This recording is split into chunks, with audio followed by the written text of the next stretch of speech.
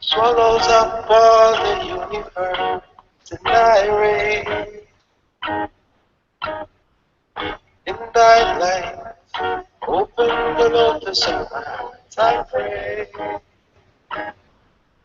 Oh, Ananta, Shiva.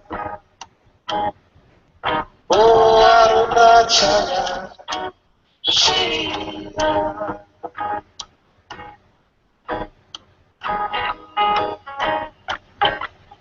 Oh, pray, thy radiant light, revealing me the nectar of your fragrance. My heart rejoices.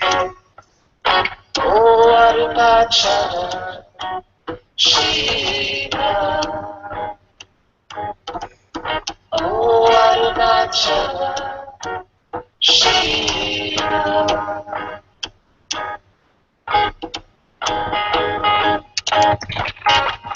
Snow and water let me manifest love in thee.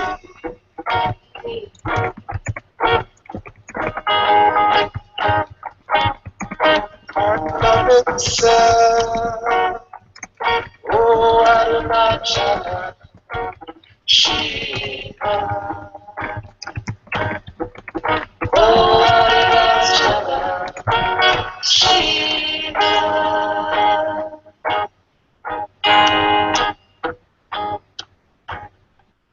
Draw me then to the inmost dwellings of your heart.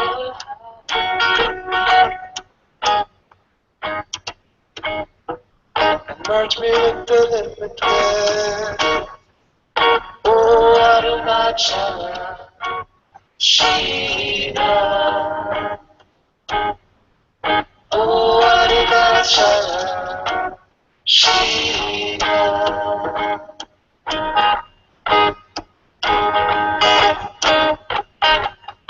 Oh, sun, you came for.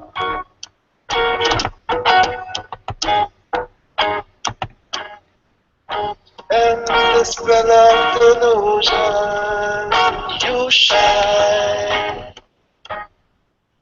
Motionless, alone.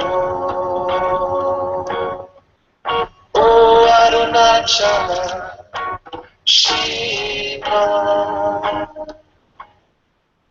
Oh, Arunachala, Shiva.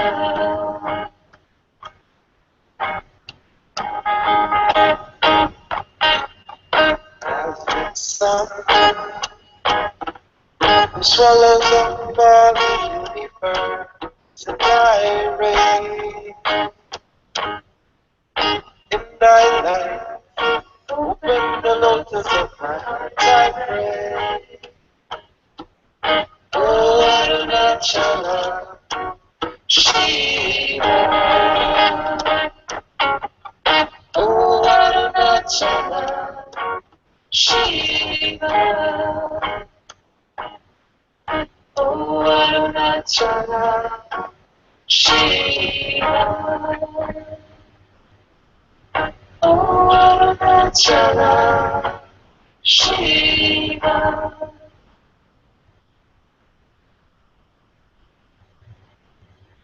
तेरो नाम साचा नाम,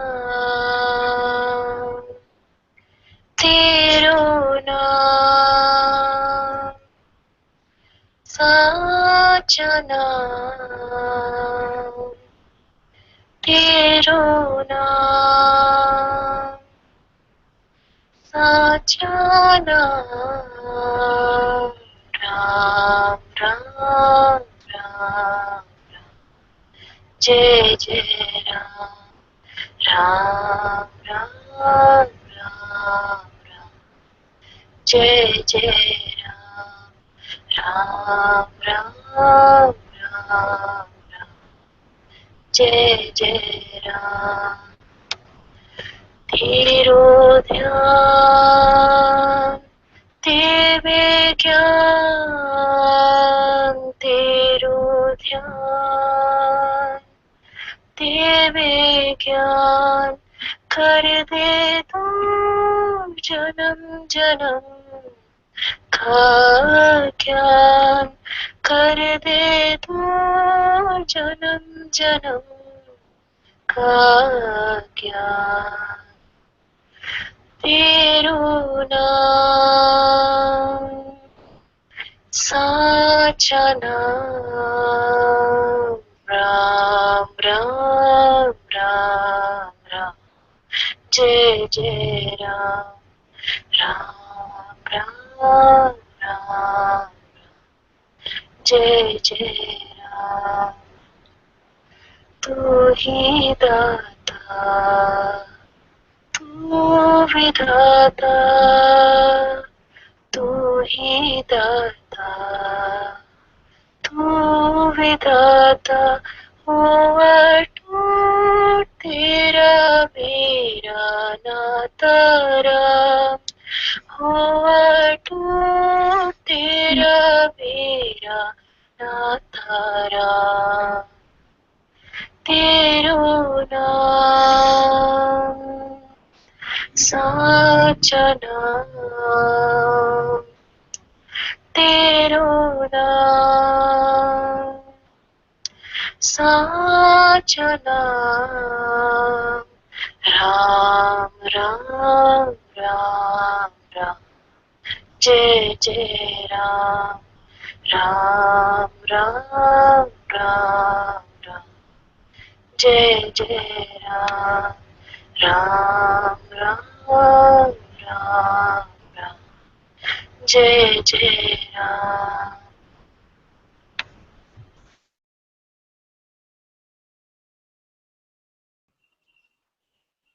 Thank you, my dear.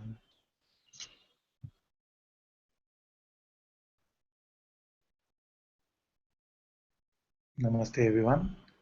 Very warm welcome to Satsang today. Sadguru Shri Mujit Ji ki Jai.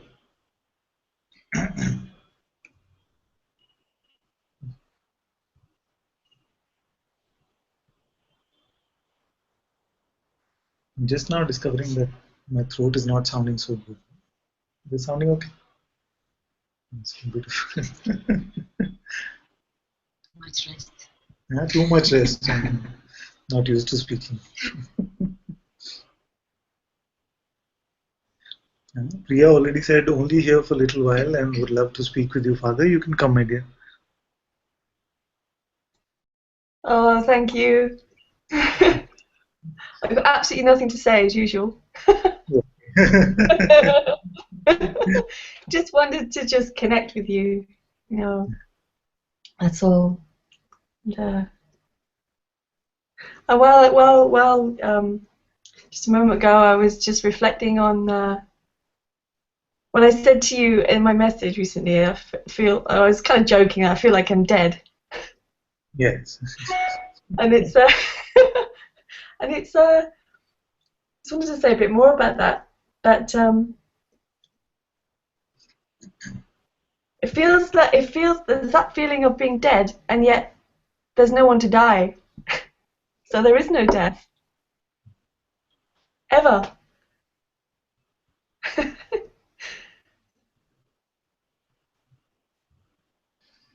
There's never anybody to die in the first place. There was never anybody to go.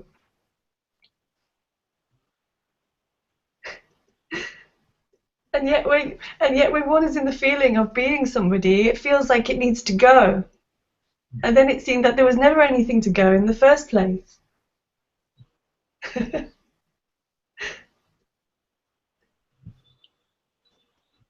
Yeah. And that is why we say that this self-realization or self-discovery is a face-palm moment. It really is. So obvious. It's crazy, really. It's crazy that, that all this can play as being separate and thinking it's separate. It's too beautiful, really. But not if you feel separate.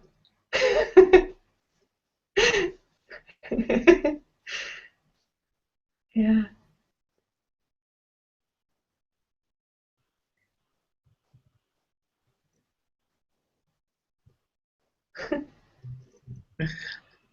In the sense of belief in separation and the dropping of the belief in separation, which never actually happened,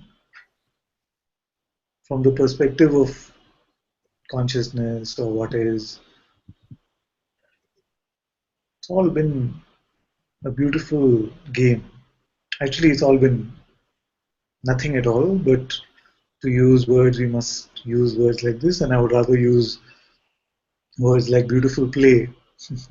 Yeah. So,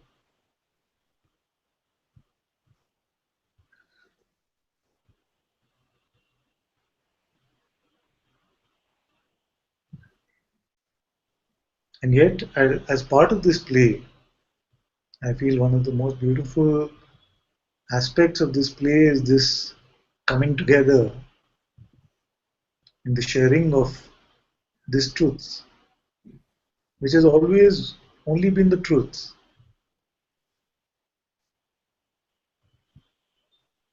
And yet, through this divine hypnosis or magic,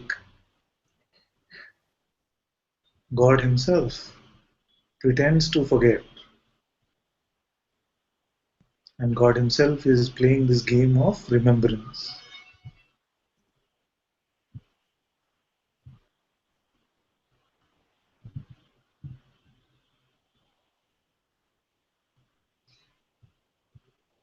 And if you see, even in Satsang, even in the Sangha actually, every expression is playing it differently. There are no two that you can find, even amongst some of you who have started sharing now. There are no two who are expressing in exactly the same way. So both in terms of the game of finding the truth and also the game of sharing the truth. You see, God loves this variety. It really feels that, although there is nothing to say, and yet in this game of expressing, it always finds these different ways to communicate that same nothing, which is the beauty of all of this. So I find very beautiful that I hear you and I hear Omkar, Amba, many of you are now putting videos. You see, I must not start taking names because then I get in trouble. I'll forget some names and they'll say, oh, he doesn't think I'm there yet or something. It's not like that. Just all of you are sharing so beautifully. And I enjoy watching every expression of this because it is not actually the words which are pointing to the truth. They help in some way to point there, but truly it is your presence, your fragrance, which is pointing to that which we are. And I know that sometimes for the others in the Sangha, sometimes for the new ones who are coming, it can be a bit strange coming to this Sangha of being, you see, because Sangha of being is a little radical in that way, where where it's everyone's Sangha, it's the Sangha of being, literally, where all are welcome to come and share. All are welcome to speak from the heart, whatever is arising. Mhm. So,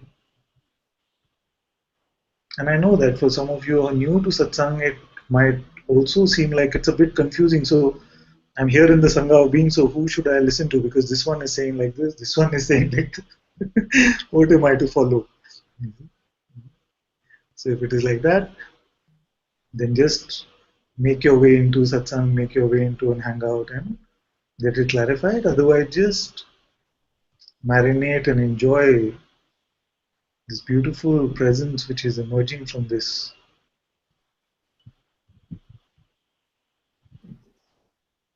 And unhesitatingly, you can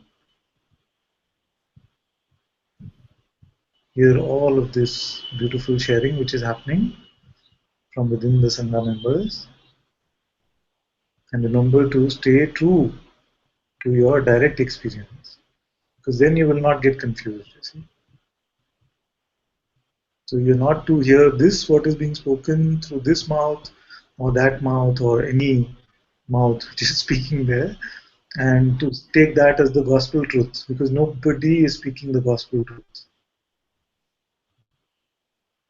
You must always check within and say, this is how it resonates, how it is seen here,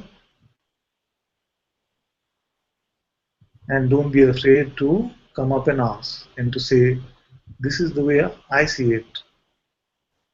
How do you see it? Then with that, you cannot You will not have confusion, and very soon you will be finding yourself making a video and posting it also in the Sangha, and you'll be posting it everywhere. So like this, it's just flowing this way. There was never a plan here that something will flow differently or radically or something like this. It's just that I hear, like all of you, I hear Priya speak, I hear so many of you speak, and I want to hear more. And I realize that if I want to hear more, then I'm sure everyone would like to hear more as well. So that is why the encouragement to share has been here from here, and it's very, very, very good.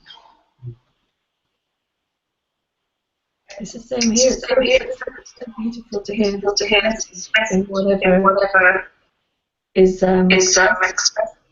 I'm echoing like crazy. Oh, let me mute. Okay. Yes, so it's just really beautiful to hear this message, and it's just seeing that that nothing's finding it beautiful. There isn't anyone that finds it beautiful, and when there's speaking happening here, the character has no idea what she's saying, like no idea what's being said. It's just being said.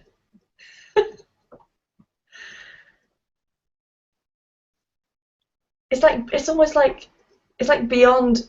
It's like really knowing nothing at all. I think I said to somebody recently, I profoundly don't know. Because there's nothing to know, and yet it still plays out on its own. People speaking happening, whatever. This life just plays out on its own, regardless of the feeling of someone being there or not. I just, it's so beautiful. I love that.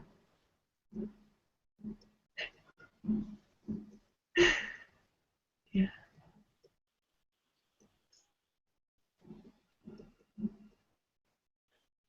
Just this is if there is a discovery, if there is a realization, it is just this, that there is no person, there is no character. It's all been just an idea, only been a belief.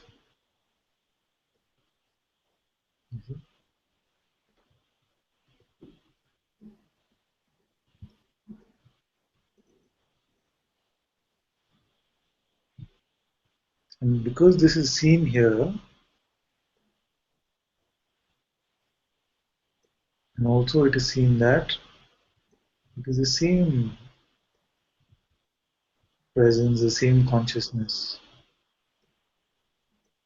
the same light, which is the one light, the one being.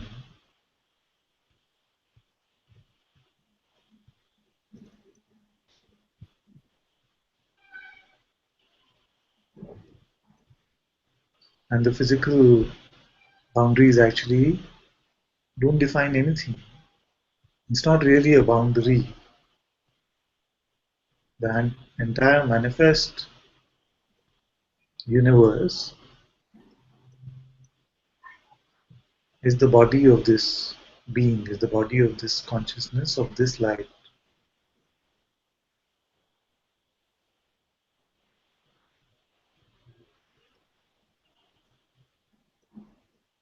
Just this idea that something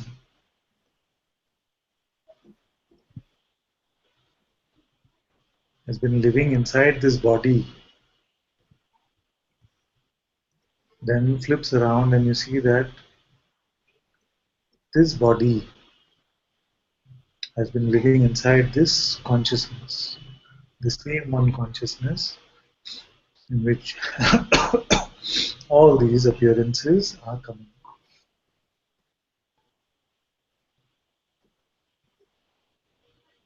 And these, I know, initially can sound like too abstract concepts. Mind comes and says, but how do I see this? But actually, if you were just to look without the interference of the mind, without the belief in the mind, you will find that you are already seeing it like this. It has always been seen only like this. It has only been believed to be otherwise. Mhm. So we have never seen the body to be the boundary. We've only believed that these sensations which I'm experiencing are defining my boundary. Intuitively, what have we known? We've always known I'm feeling these sensations inside me. We've always said like we've always felt like my body is not doing so well today. So it is the body which something says it is the owner of. And this consciousness,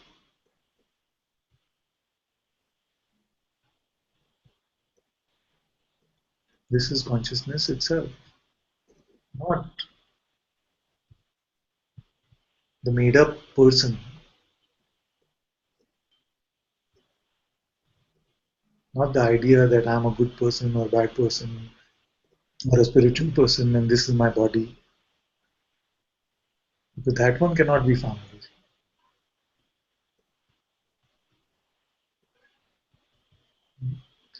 So you see that all of us are living this experience right now,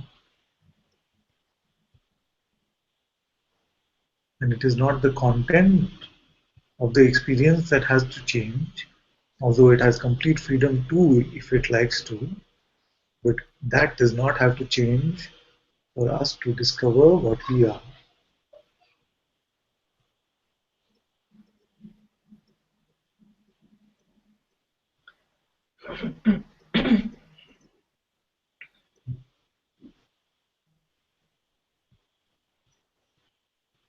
It's being discovered here as well that this is not a spiritual message,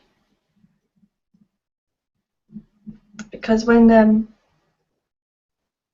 so hard to speak in words, when it was seen that there was never anybody here, it was seen that there isn't all that here, that whole spiritual construct just collapsed because oh god, I'm going to get into trouble. But this cup doesn't seem any different from the most highest spiritual ideas, because it's all, I guess, God. It's all, I don't know what to say, what to call it. Can't call it anything because it can't be known. It can't be conceptualized by any ideas or thoughts. And it just seemed really freeing here that this whole spiritual idea just fell away. So, everything is so brilliant as it is. It's so totally complete. There's nothing to look for.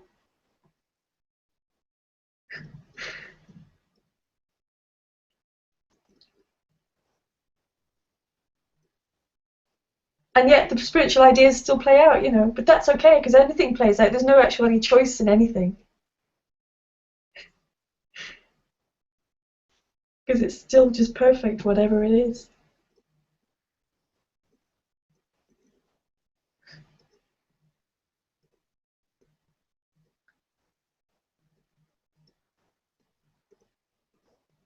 And I love you as well, very much. And I was kind of craving your company last night.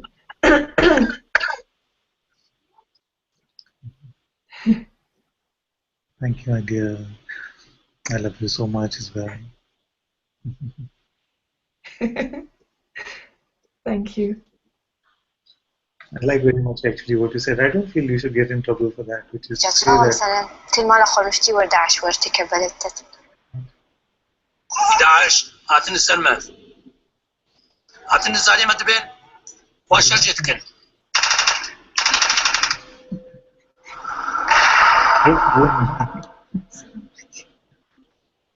أزنا رميت نينر وكي داش يعني جنوب شجمة درخن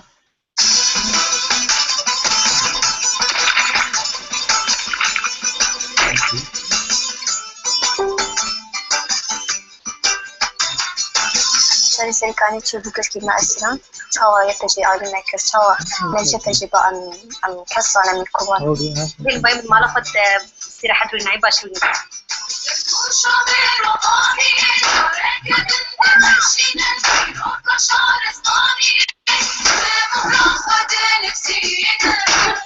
وانا حطيت حلو هاتن رجبوا جا خد خارجين باقي خد خارجين يجي جا ششن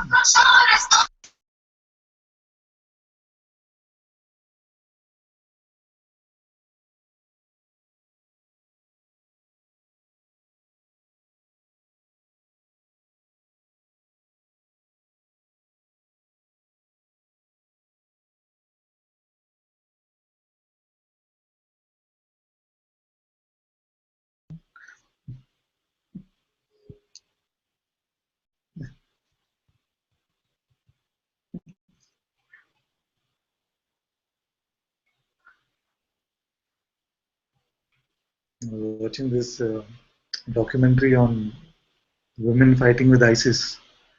It was very nice actually, and how they were singing to themselves and things. Suddenly it decided to come on its own.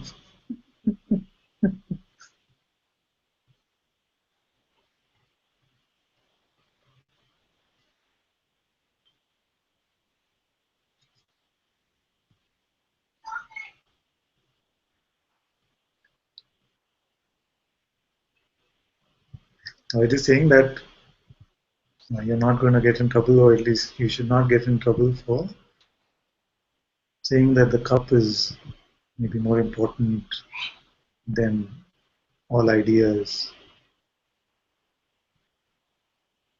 Because as far as energy and appearances go, at least the cup is made up of some tangible sort of energy. At least you can define the atomic and molecular structure of the cup, which you cannot do for an idea. And yet it must also be said that because the trouble is belief in ideas, then the seeming way out of trouble is also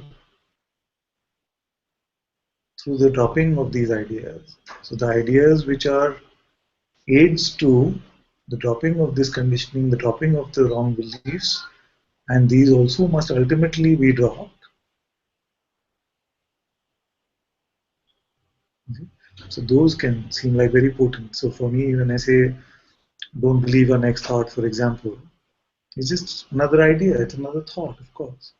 You see, but I feel it's very helpful for us to drop the other idea, which because the delusion is only a belief created with concepts. And the freedom from the delusion also usually uses an inquiry like who am I, or contemplation like am I aware now, uses these ideas as tools to seemingly help free up that which can never be bound.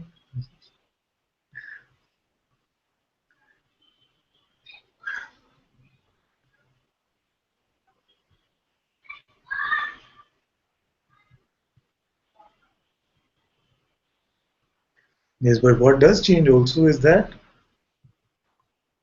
you're not attached to a particular set of concepts. See? Like today in Satsang, if I discover that there's a better way of expressing don't believe your next thought, very with no attachment, I'll drop the idea don't believe your next thought. Like this, it started, maybe you were there, but some of the others might also remember that it used to be let go of your next thought. How it started expressing here was let go of your next thought. And then when I realized that that is still sticky in some way, then we made it even more specific. So what goes away is this sense of trying to stand for your beliefs or something like that. You see? Or stand for what was expressed through this mouth. That's why I at least find it very funny when someone comes and says, you said this yesterday or you said this 10 minutes ago, because mostly I don't remember, and secondly, it doesn't matter.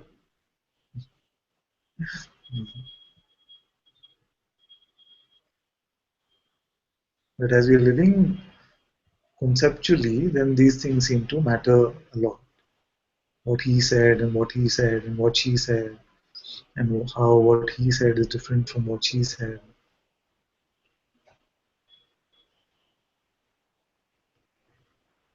None of that actually counts.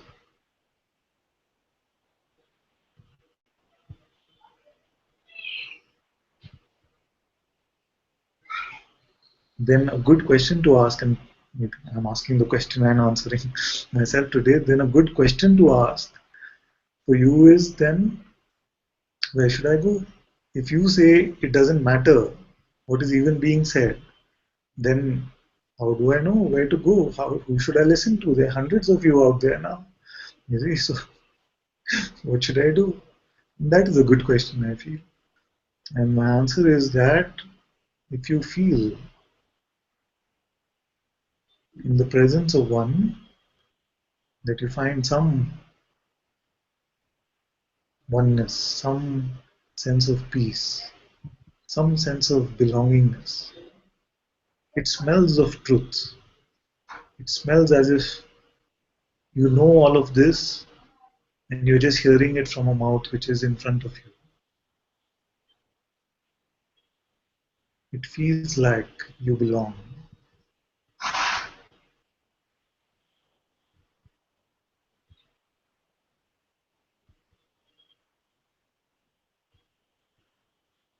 And you find no sense of need, greed, exploitation in what is being shared. You're just sharing for the joy of it.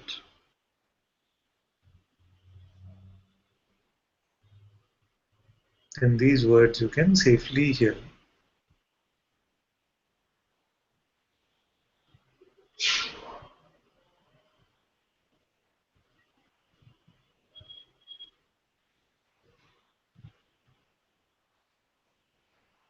And there is no need to confuse yourself about ideas like, is he my master or she my master, or any of this stuff. It's just a mind game.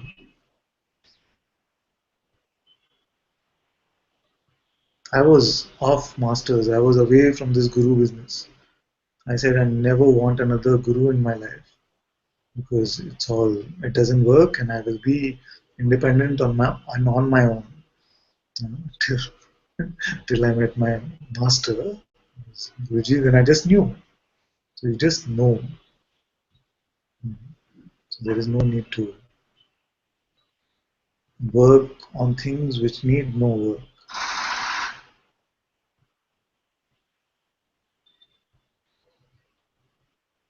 If there is something that you feel that you can do, then just stay with the inquiry, stay with the contemplations which have been shared here, and just if you come into this satsang, some words are spoken, just check back with your own experience and validate whether it is true or not. Don't check against memory, don't check against what thoughts are saying, check back with what you actually see.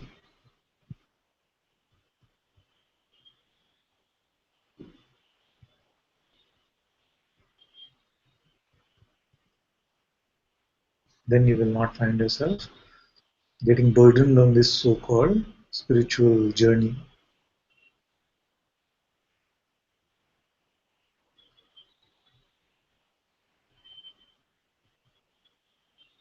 Don't be a collector of concepts and knowledge.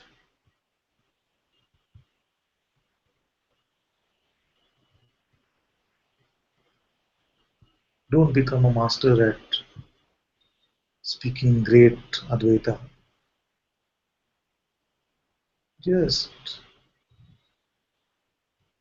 Like Priya was saying, just you'll come to this place of knowing nothing at all.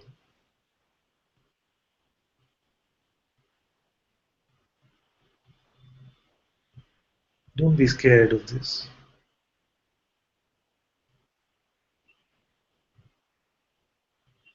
Because it is true actually that the mind doesn't know anything at all. It's only ideas and concepts, second-hand information that it has picked up and stored. Don't give value to any of that. It's meaningless.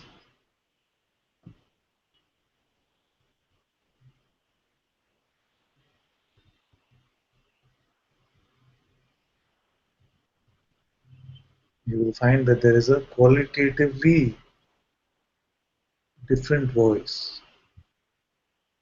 The voice of your own presence, the voice of consciousness, the voice of the Sadguru,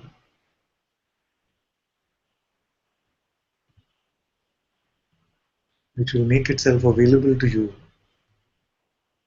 if you let go of the reliance on this mind.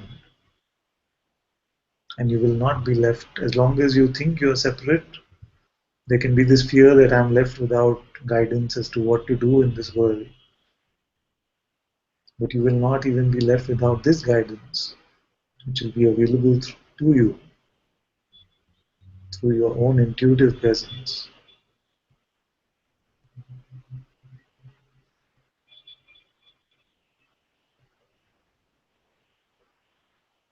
And its fragrance will sound familiar to you because you've heard it in Satsang. You've smelled the same fragrance in Satsang.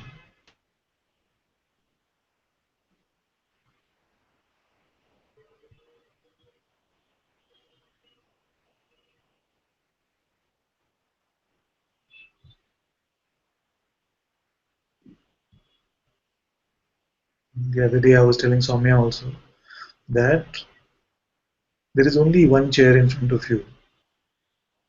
Either the mind can sit in it and be your teacher, or I can sit on it and be your teacher. If you're sharing half-half, that becomes the spiritual journey and the struggle. You see.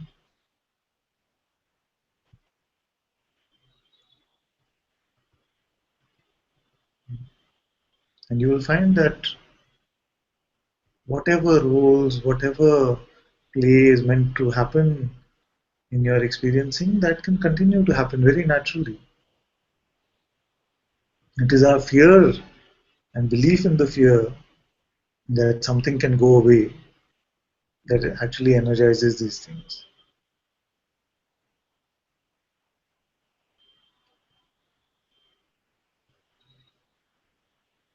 When you're just watching this as a movie completely fresh, with no fear about outcome, then it all becomes very light. Then you laugh at the seeming burden which you seem to carry.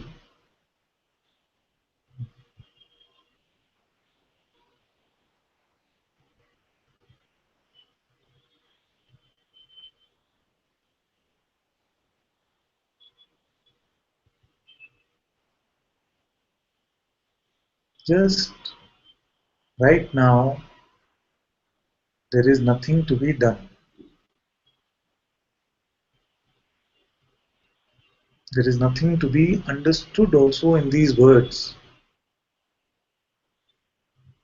Sometimes I see that some of you are sitting there,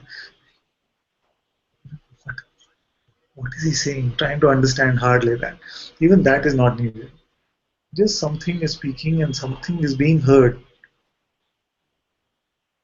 You don't even have to worry about that. Nothing has to be done. Nothing has to be understood. There is nowhere to go. There is no enlightenment. There is no liberation. There is no freedom. Forget about all of it.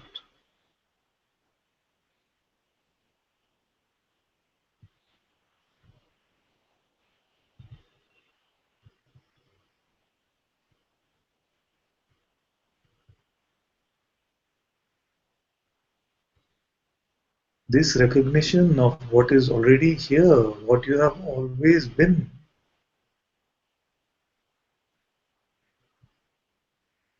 Then later you can say that was my experience of freedom or something.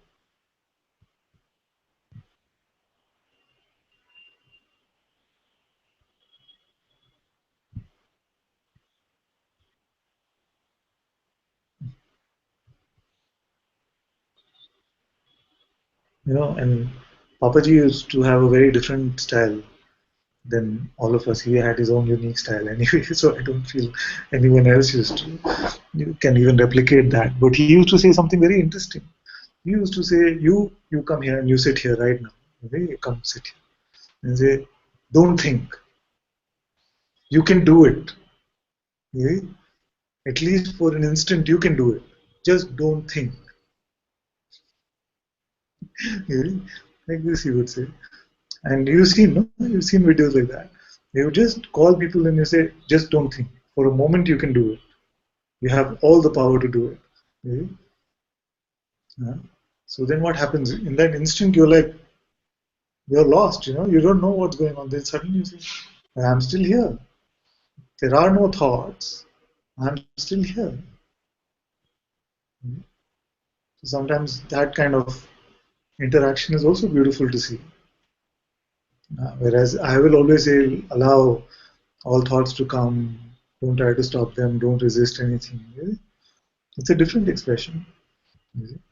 But the fact is that whether thought or no thought, whether you have the best concepts or the worst concepts, whether you made yourself a fantastic spiritual person or you're a terrible axe murderer, the fact is that you are only this, which already is. Nothing can change that.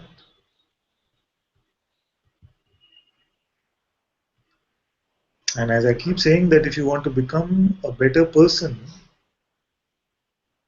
then this is not the right place for you to be. Because I have no idea how to be a better person.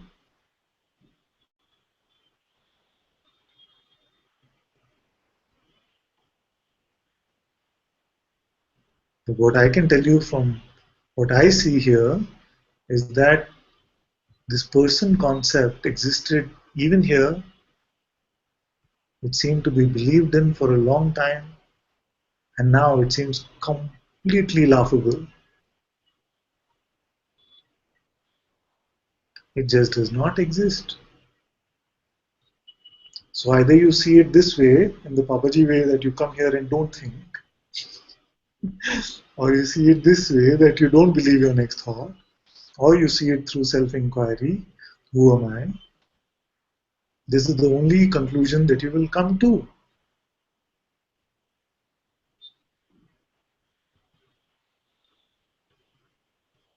I never existed as that one who is concerned about the money in the bank, who is concerned about relationships, who is concerned about anything at all.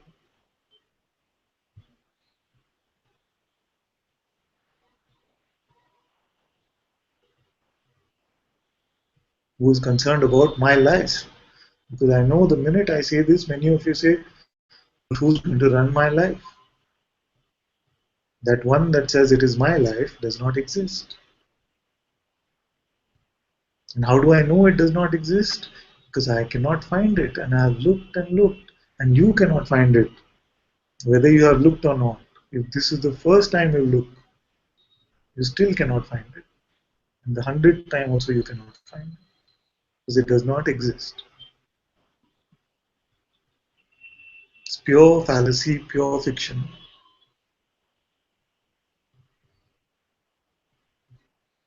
Thank you, my dear.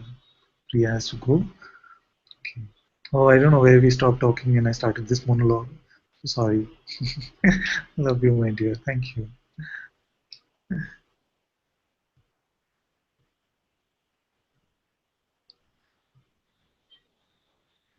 So just being truthful. We say we want the truth. So let's be completely truthful right now. Don't invent anything, don't imagine anything, don't lie. We say we want the truth. So let's be completely truthful right now. And when we see this, what is the truth of who you are right now? The truth of what you see yourself to be right now.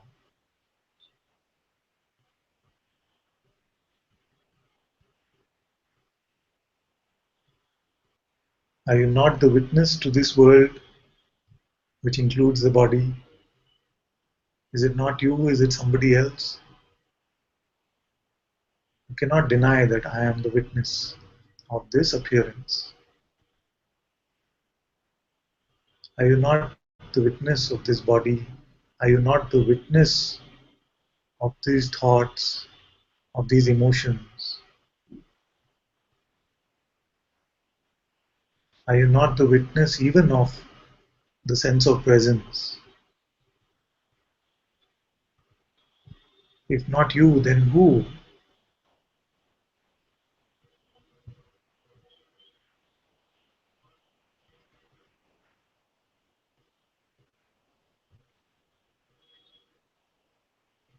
And what does this witness look like? It looks like nothing, no thing,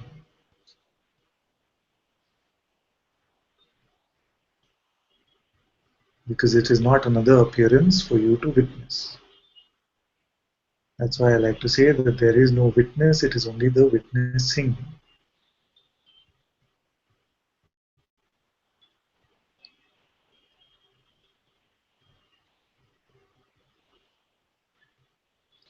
What can your mind say about this witnessing?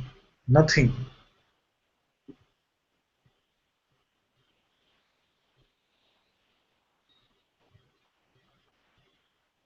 And if this is the truth of who you are right now, and if the mind cannot say anything about this truth, then why do you go to the mind for lies?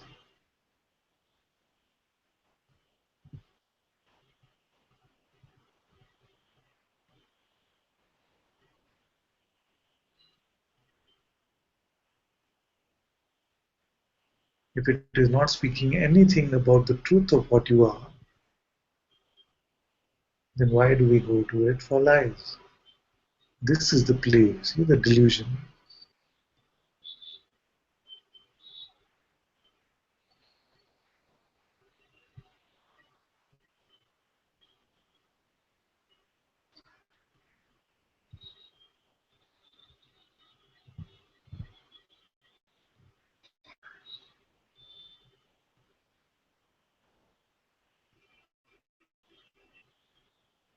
This moment you see this for yourself, that the mind is not telling the truth, is the end of your suffering.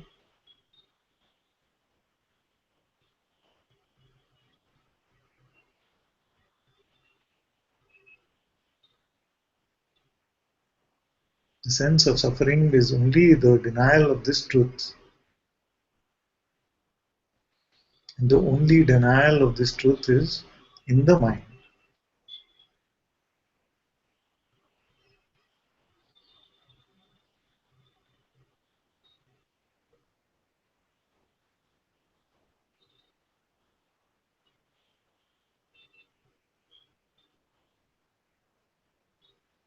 And then the mind can come many times like a, like a nice pet dog with droopy eyes saying, "Oh, it's just me, I'm so sweet, I'm helping you, and I'm your friend." Don't buy this story.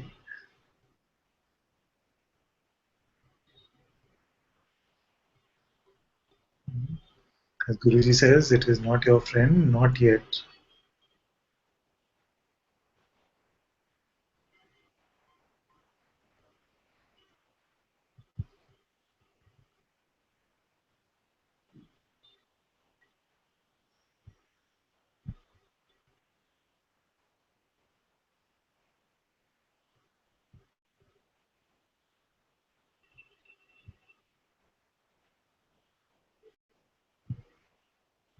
There is great beauty in the Master's words.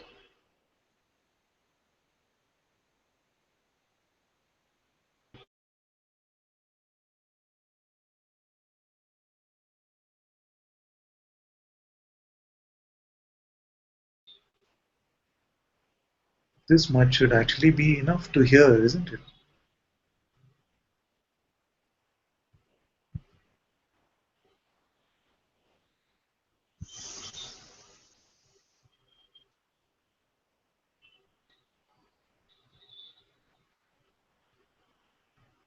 So if we want the truth, let's be truthful about what is directly experienced and who is experiencing it right now. What can we truthfully say?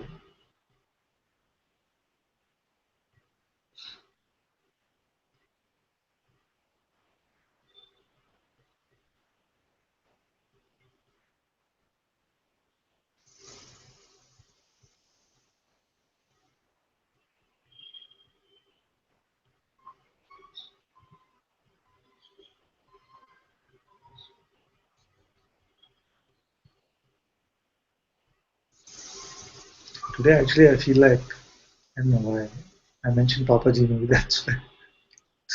Today, I really feel like taking a baseball bat and squashing all your ideas. I still haven't got it. Yeah, I'm not worthy. I need to go to a retreat. I'm not free. Just enough. Enough.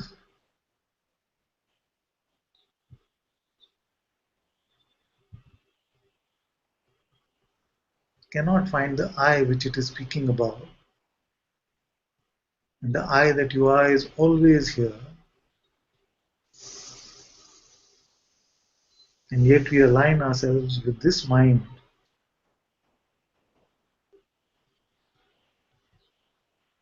which is speaking about the non-existent one.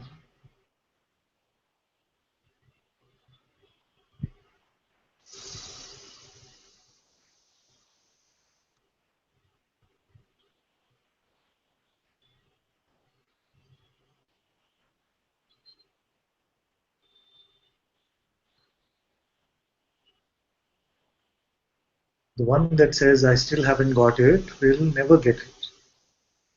Because that one doesn't exist.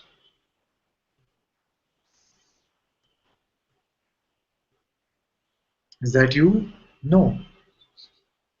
It's an idea you might have about yourself. And an idea can never be free. Because an idea is not, doesn't have any existence.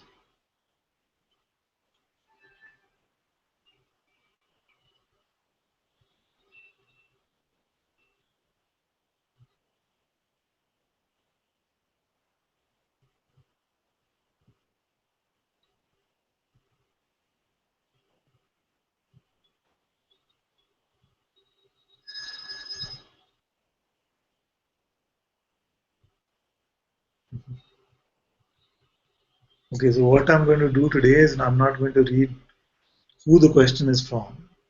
Just read the question and see what arises. So you know it's definitely not personal.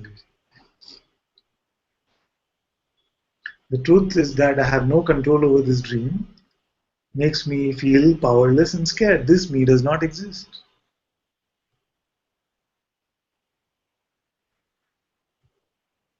Who is this me that is feeling these things? The feeling is arising. Who is it happening to? Because it is arising within you, like a grain of sand in the infiniteness that you are. You can say that it's happening to me. Nothing is happening to you.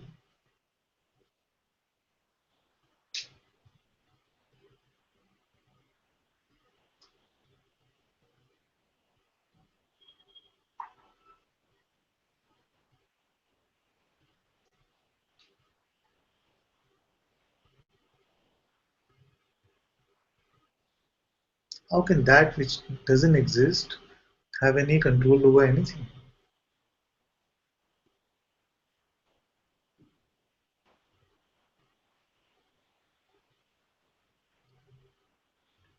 So it's not that you have no control, it is that which you imagine yourself to be.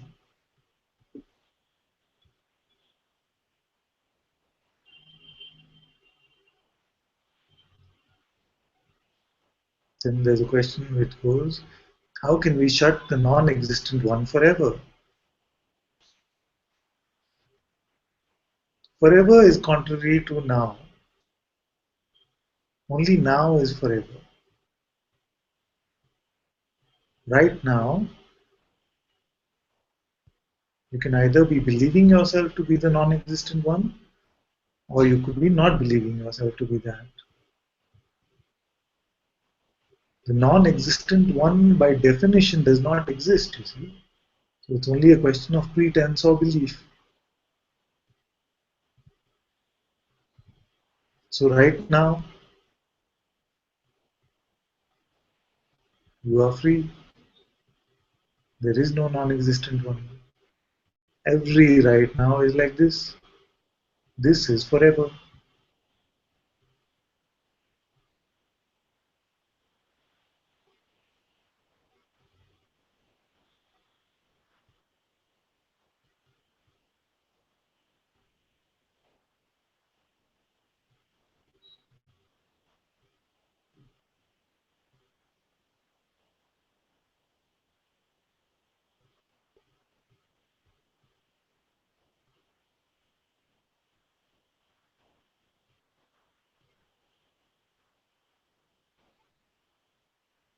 My pretense, my pretending, no matter how strong it might seem, can never be reality.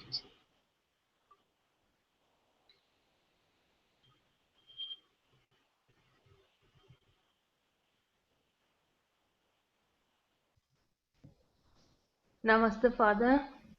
Namaste, my dear. Please repeat what you just said. I said that my pretense or believing, however strong it might seem, cannot make reality out of that one that does not exist.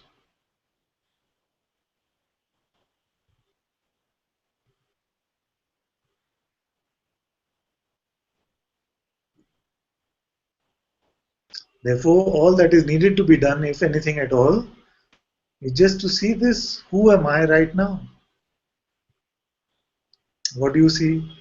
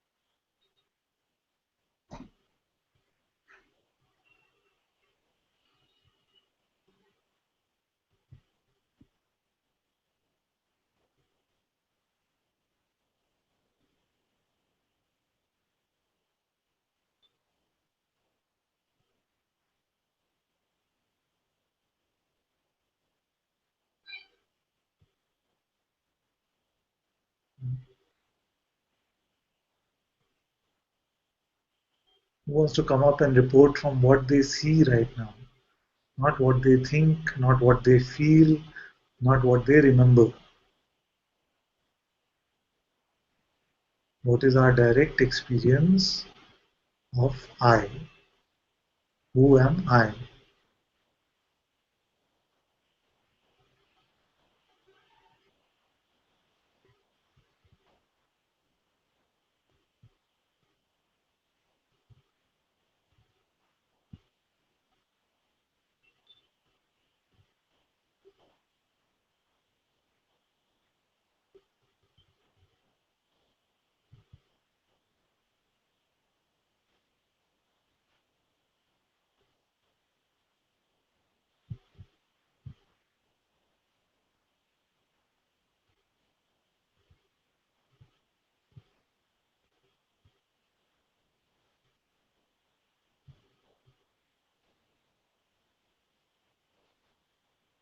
If you still feel like you see yourself as an object, Then look and see who sees the object. Are you the object or the witnessing of the object? If you think that you are some body, then see who witnesses the body, the coming and going of the body. Who witnesses the thoughts, the emotions, even the light of your presence.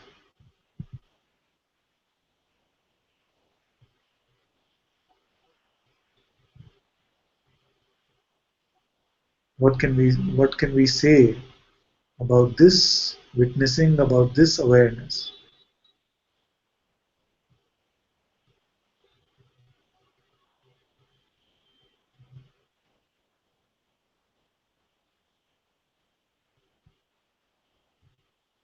There's some questions. Shanti is going. Okay, my love. So you said earlier it's also beautiful, this dialogue, that is really a monologue. It doesn't matter which mouth phenomenally is coming from, even the profane is the voice of God. It's also beautiful, my dear. Then she made some space for. There's a question from Julia who says, Hi Ananta, why would you disclude what you feel or think if that is a part of the whole experience of self? I'm not excluding it.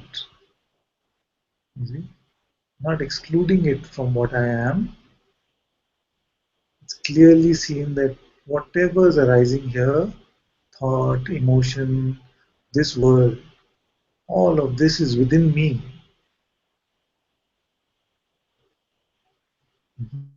But what happens, why I stress so much on the awareness of it, is because most of our life goes on tending to these appearances, these feelings, these thoughts, these people, these objects in the world.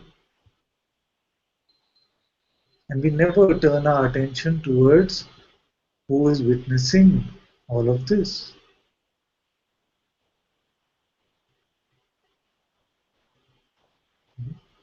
Everywhere we go in the world, it's about what do you think, what do you feel,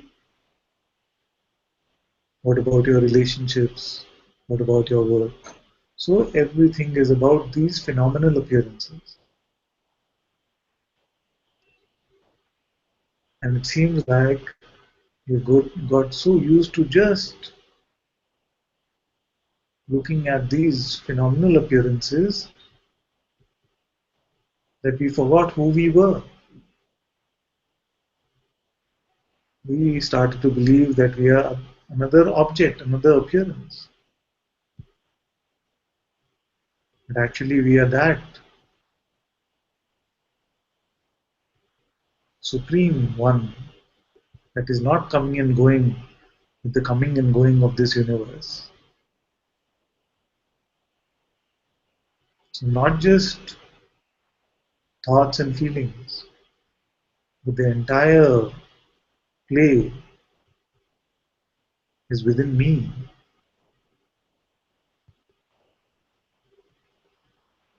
But I am that which is greater than this, not a mere phenomenal entity. And that is why to turn our attention away from just these appearances to what we predominantly are. That is why it's important to just look and you see, yes, I am aware of the feeling. The feeling is not aware of me.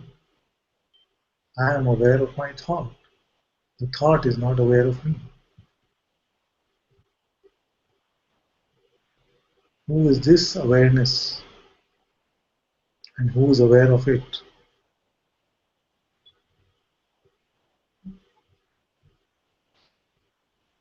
So the idea is not to exclude something, it is to see that everything is ultimately one. All phenomena, the entire universe is within me. And I am that non-phenomenal awareness within which this entire Play comes and goes. But as long as we just keep focused on the comings and goings of these appearances, it seems like we play the game of forgetting what we truly are. Therefore, satsang is a reminder of what we truly are.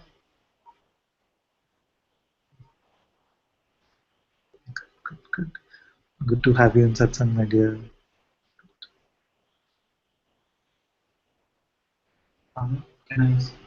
One second. Nitya has been wanting to come for a long time now.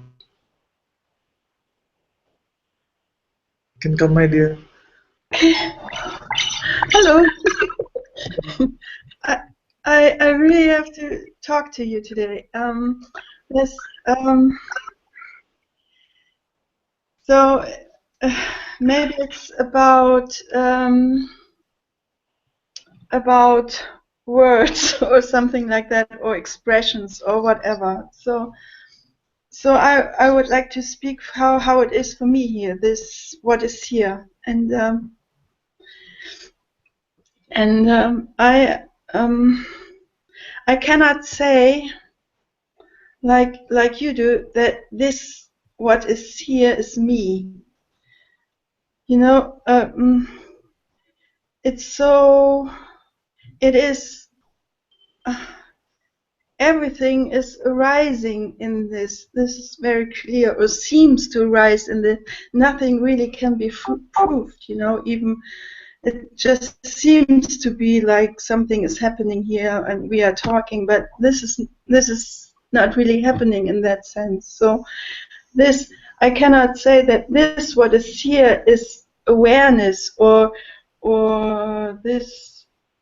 Or I'm aware of something. This is just what it is, you know. What I mean, and I really, there's such an urge, just to say it like it is here, you know, like it is. Very good. You say this is how it is here. It is here. It is here like this. I must say it. Who knows it is here like this? It's not a me.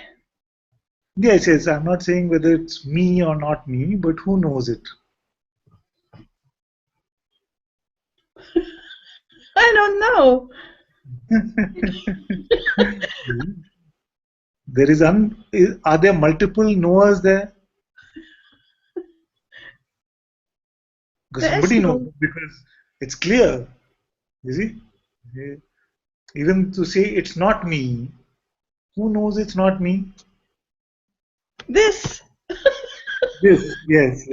Very good. So this is what we are talking about. You see?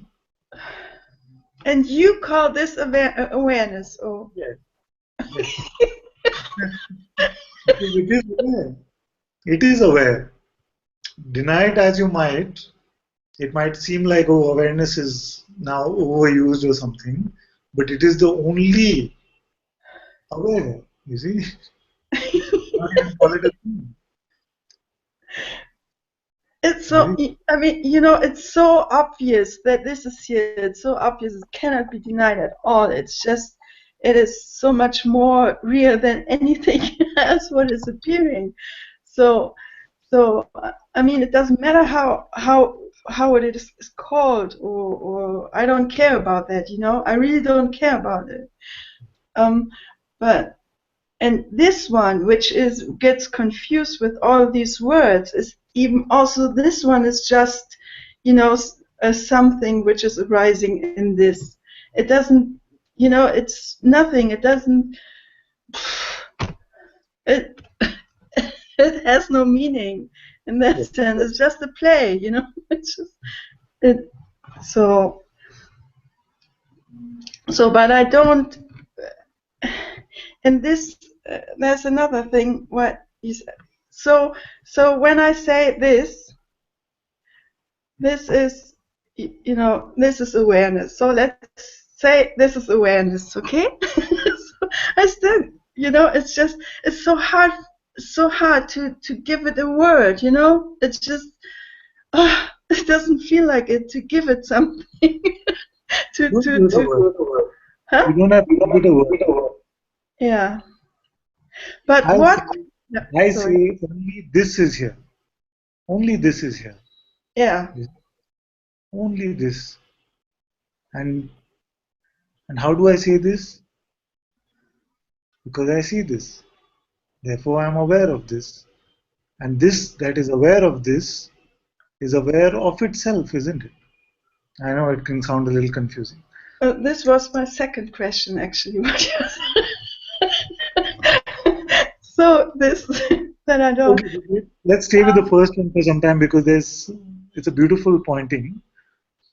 This is here. Yeah. Is there a knowing of this? Is this known that this is here or no?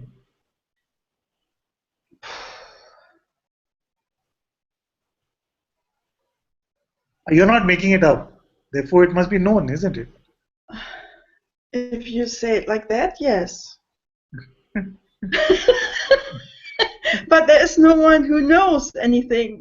I'm not saying there is someone who knows. Yeah, I'm not but saying you know, this for me, it's always, you know, when you use these words, it's in a way so overused that it seems like it always implies a someone. You know what I mean? It's so I don't want, but there is nothing. So and what this. I cannot even say, of course, when I'm talking about it, yeah, it makes sense. I could not talk about it if, if, if, if,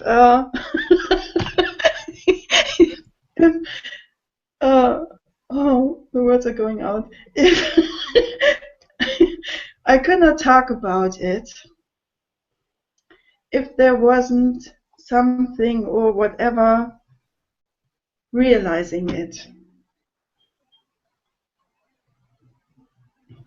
And this that realizes it, you can call it this or awareness or the witnessing or knowingness, whatever word you want to use.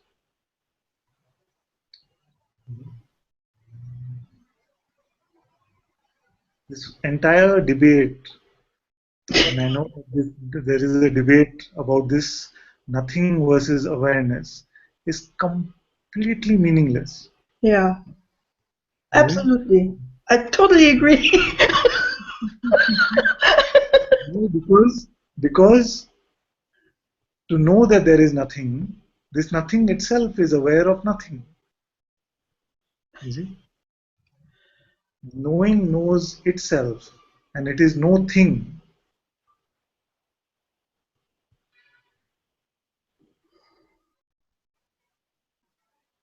But if it was not known, then it would only be conceptual, you see, only be imagination. Yeah. So with authority, we can say that I know there is nothing. I will fight with you about it if I have to. I will argue with you about it if I have to. That just proves that you know there is a knowing of it. You see? Yeah? But always, always, always I have pointed to only this, that this awareness is not a thing, it's no thing, it's non-phenomenal. So it's very good if some concept that I was saying that it's some one who is knowing or someone that is aware, it was sounding like that, then I'm very happy that you brought it up like this because I want to clarify it. It would make no sense because I am saying that even the birth of the entire phenomenal realm happens within this no thing.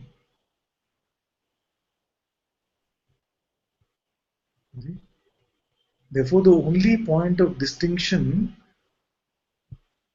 if there is any, is only the sense of, from my experience, I can only say that this no thing is self aware.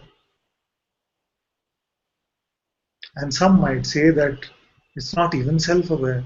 But for me, that sounds like imagination because who would know that? You're with me. Yeah, I'm with you. Yeah. This no thing is self-aware. Otherwise, who would know this? That it is no thing. Yeah. Otherwise, no one in the world would come together like this, no? Or if Yeah, we. but we're talking about now. Now, what we're talking about is prior to the world. It doesn't matter what's happening in the world. We are now talking about that which witnesses the appearance. Unconcerned with the world for some time, we're just looking at this that is here. So we can say that it is nothing, and we can also say, oh, this nothing is not even aware. But then who knows this? Who's aware of this? Not being aware. That's the only point of distinction, isn't it? Now I want to drill down on this point today because I feel it's been bothering some of you. Yes, please. This is very important for us to see together, and I'm open to being wrong. So you can prove to me that it's not aware, and I'm open to hearing that and correcting myself. You see, what do I see here? There is awareness of all that appears and disappears. This awareness is untouched by any of this. How can I define this awareness? I cannot, because it has no phenomenal attributes. Therefore, I can say it is no thing. There is nobody here. I mean, somebody is much later. For there to be a somebody here is much later. It would need the birth of consciousness. It would need all of these energies to be there for somebody to be here. What I'm talking about is prior to that. That which witnesses consciousness and witnesses the absence of consciousness. So with consciousness, all phenomena is there. This awareness is obviously non-phenomenal.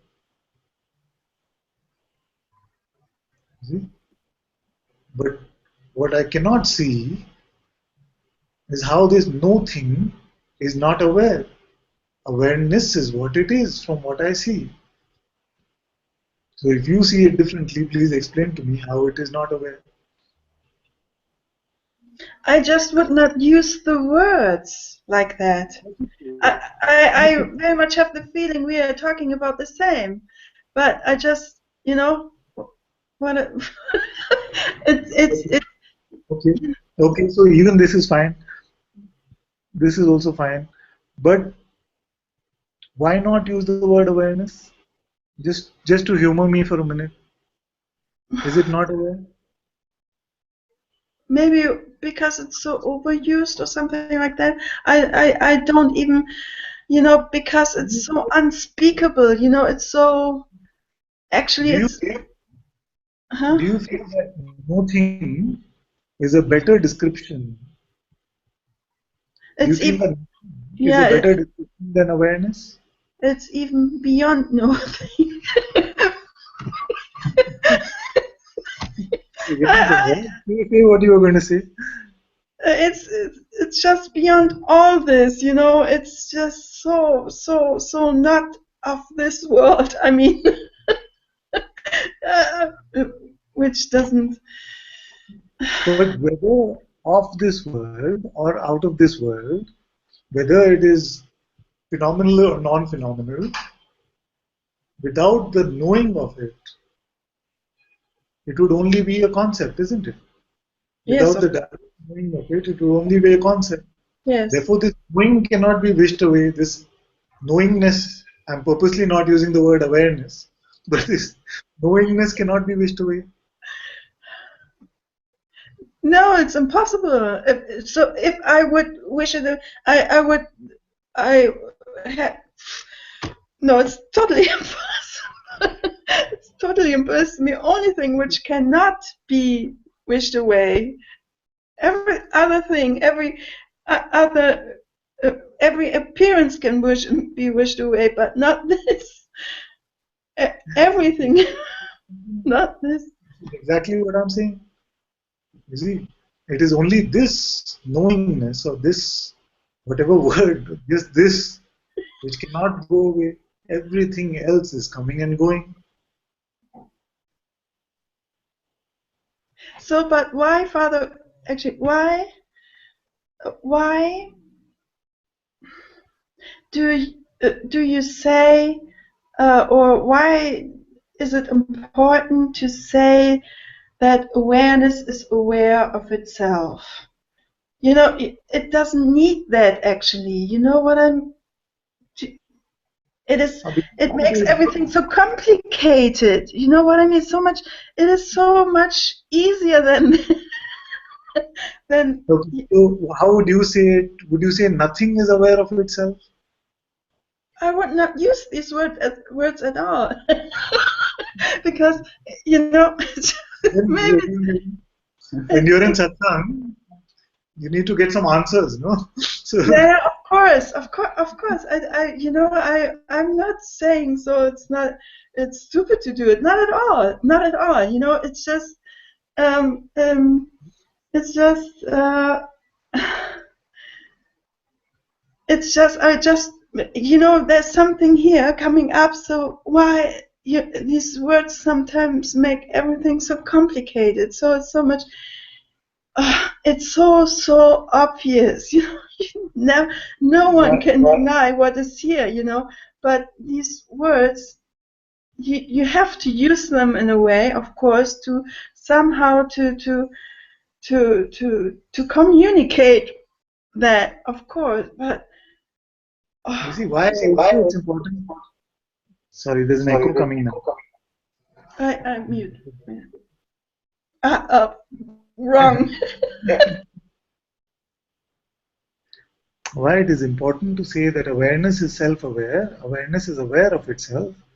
Otherwise, very easily the mind can paint another picture for us and paint an entity which owns this awareness. You see? So what can happen is that if it is not seen that it is this awareness which is the unborn, undying, untouched one, then we have to rely on some mental picture of blank space or something like that. Because I, for one, haven't found a better term to use, because if I were to say that it is nothing, then the mind paints a picture of nothing. And who is aware of this nothing? Awareness is. So for me, prior to anything which can be said, is always this knowingness or awareness. So, but if you tell me that there's a better way to communicate this, I'm always open. No, I don't think I have a better way. But also, when this is here, it's so obvious. You don't. It's so. You cannot make a concept out of it. I mean, it's not possible to make a concept out of it when this is your experience. So,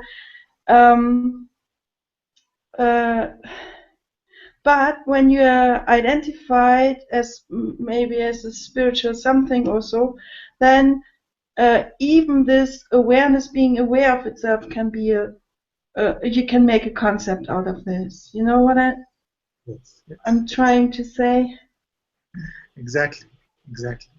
This is very important for everyone to hear, that even awareness, being aware of itself, if it's just an idea or a concept, is not going to help. No, not at all. A direct experience.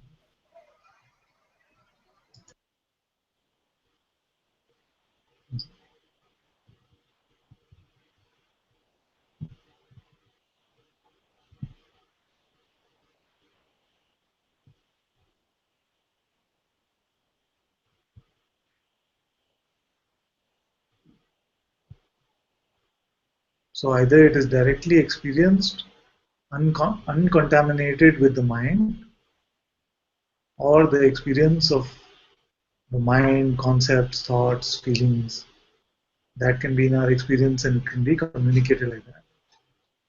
The point of having a master is that what is being expressed is uncontaminated mostly with the what signals it is getting from the mind. What I see here directly is that prior to all phenomena, prior to all appearances, all sense of somebody or nobody. There is just this awareness, just this knowingness.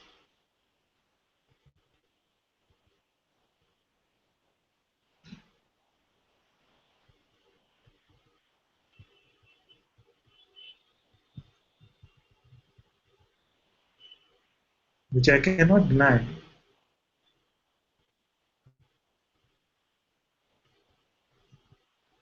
It just is.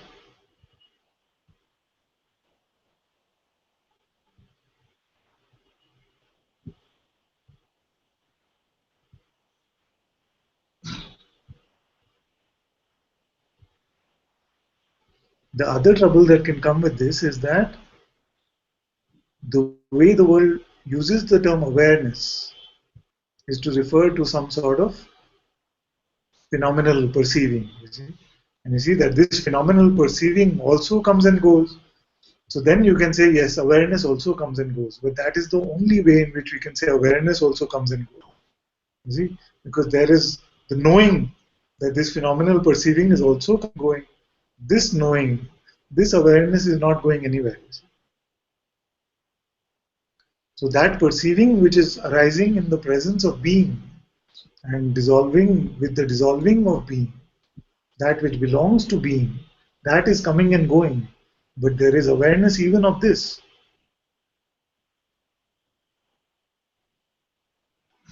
You can use any other word if it's bothering you, but the fact is that there is a knowing of this.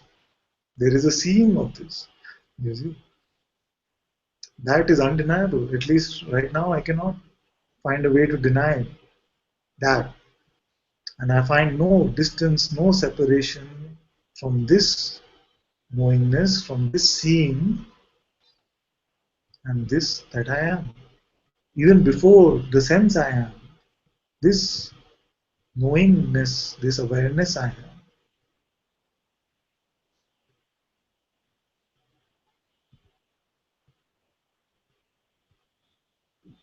And this I that knows this, if this goes away, then who would know the absence of this? If this knowingness was to go away, who would know the absence of it? There is nothing that I have seen directly like that. That there's a deeper awareness or something. You see, then we are going to the realm of imagination and concepts. Therefore, it is only this.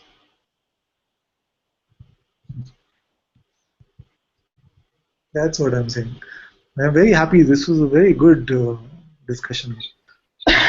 Yes, thank you, Father. It was very, in a way, it was just good to speak it out. Just had to. Something is going on, and which I have a lot of fun with, with questioning everything what you are saying and everyone is saying actually, it's very much fun here to play the rebel, and and and uh, and This is not a bad. This is not a bad thing because it was here like this also, and this is very good. As long as you are relying on your direct experience, like you were just now when we were talking, then very much I welcome this kind of thing where you say, "Oh, but why awareness? Even awareness can be going. Actually, nothing or something like that. You can say like that. We can look together. It's very good." but of course we are definitely speaking about the same. Just it's obvious. So, but it's just. This terminology can vary, and even speaking phenomenally, I would like to use the terminology which helps everyone the most. So if you feel that there's a way to express it even better, you know that I'm always open to changing the words or using words which help you more. So always open to that. Yeah. Thank you. Very much enjoyed it. Yes. Yeah. Very much fun like this.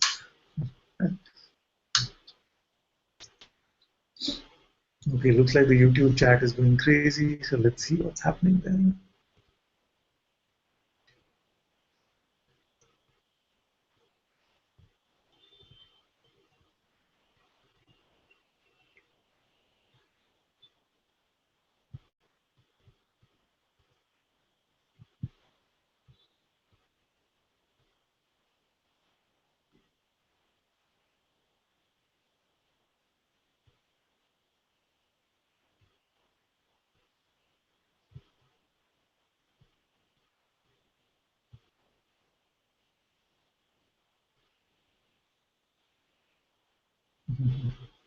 Very good. Everybody has enjoyed it and it's beautiful. Go ahead. Speak up.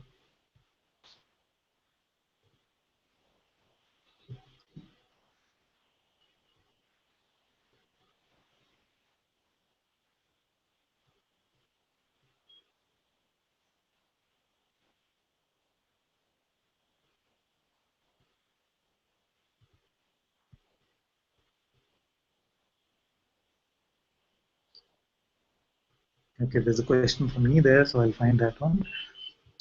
So Soumya says, Anantaji, can you elaborate on everything is in me?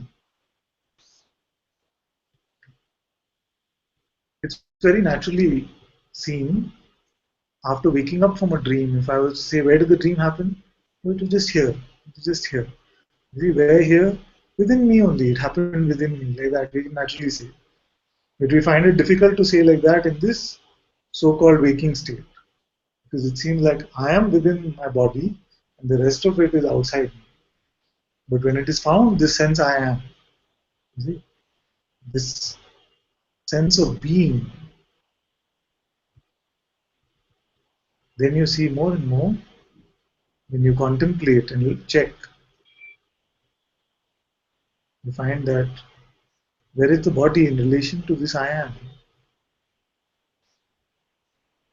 It is experienced within it. Where are these sounds experienced within it? Where are these feelings? Where are these sensations within it? Where is this world that I see? Where is it experienced within it? So when checked like this, then you find that everything is within this I amness, which is the manifest sense of myself, which is the being, the dynamic aspect of what I am. All that is dynamic, all that is phenomenal is appearing only to this, within this. And this becomes the most natural way to look at this. And you don't have to force any of this, because I remember that here also there were many years of frustration actually, because I couldn't even identify the sense I am, forget everything being within I am. For a long time I couldn't even find the sense of being, which hopefully I made it a little simpler for all of you when I ask you, can you stop being? See, just remain with this question, can I stop being? And being, the sense of being will get clearer and clearer, and then naturally these insights will come to you. You don't have to force any mental understanding.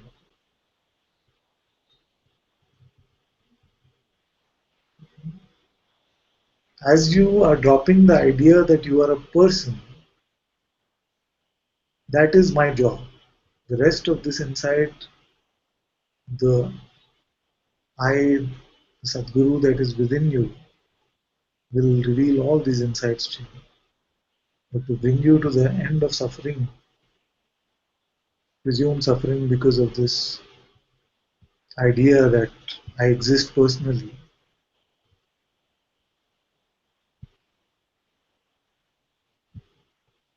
that the dropping of that idea is enough, and the rest very naturally reveal itself. This doesn't mean that I won't keep pointing to it.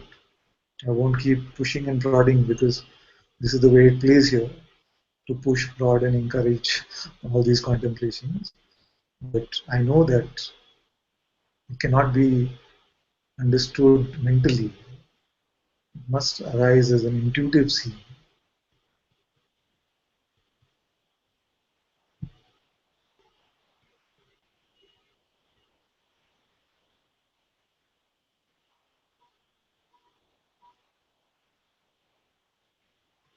Jenny left, but she said before she left, Father, your openness is so beautiful. I love that there is no restriction on expression. I have to go. Thank you so much. I love you. Beyond.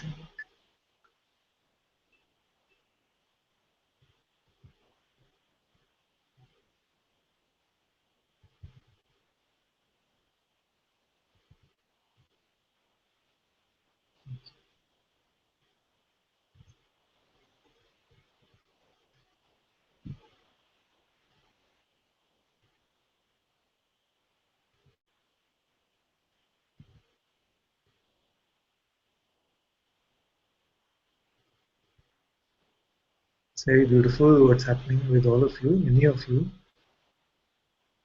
as you come into the discovery that I am no thing.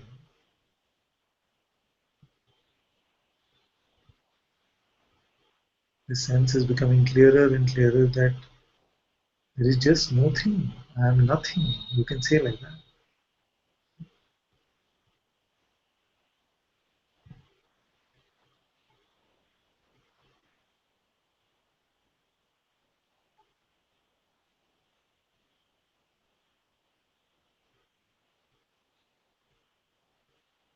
I am nothing. This nothing is not an entity which can own some awareness. It is awareness itself which is the no thing. If it is nothing, then can it own awareness? It is nothing. It is not this worldly phenomenal nothing. It is empty of something.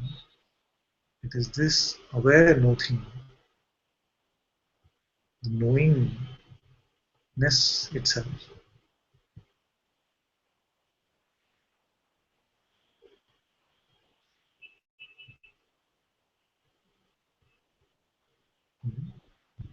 I know that in one satsang I said, I remain through all of this. And this I that I was talking about is this knowingness itself. Because it is I, this knowing, which experiences, which knows these states of waking, sleep, and dream. It is not a personal I. It is not even the God I. It's not even the consciousness I. It is just this awareness, this knowingness itself.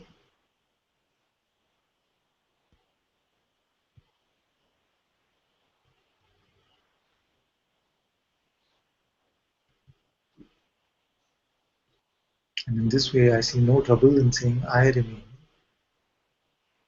Because I and knowingness, I and awareness, I find no separation, no distance.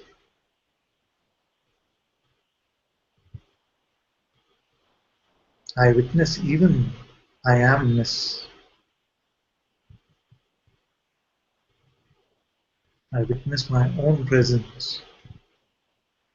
The presence or absence, both are witnessed or known by this I.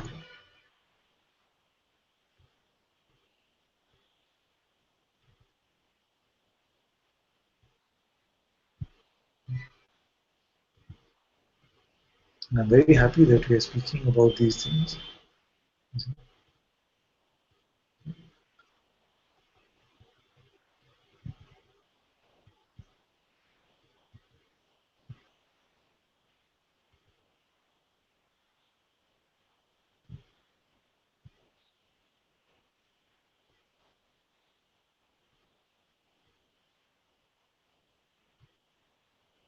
Whatever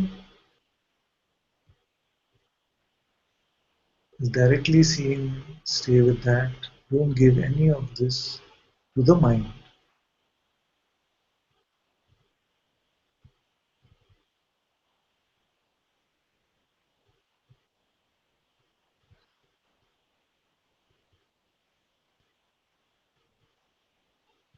I'm very, very, very happy. Very happy.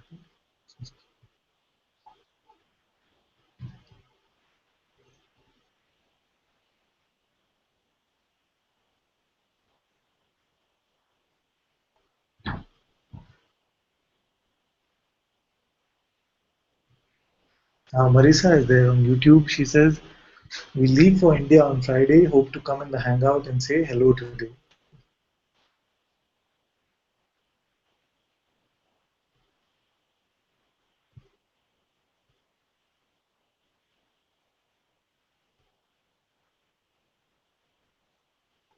We did the switch already.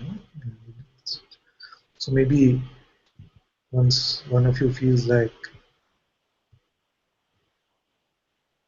there's contentment, then we can make some space for her. Oh, Shiva Milk. Thank you, my dear. Thank you so much.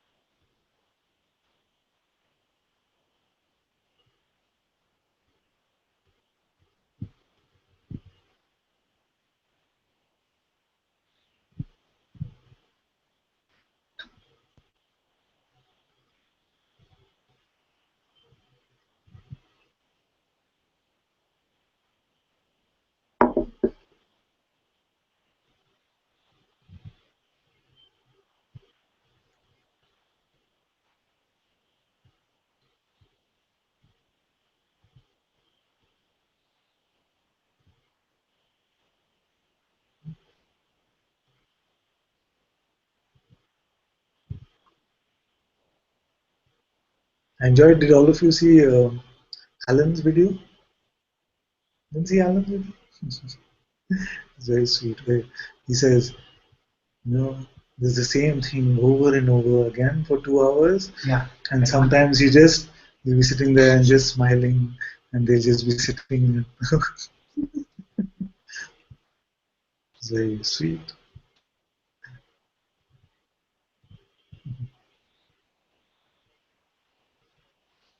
So like Ishwari says, I love looking into your eyes, Father. And I'm just sitting there smiling. He must be wondering, what are they doing? And say something.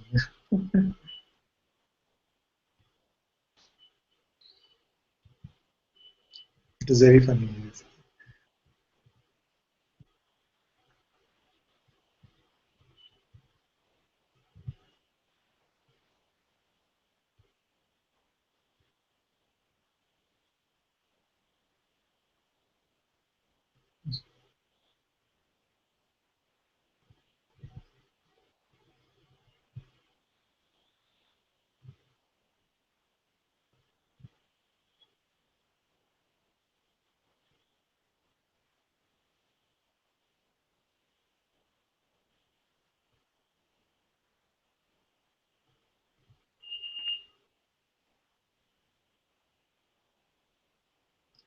Marissa is trying to join from the iPad. Is it possible to come in the Hangout with the iPad?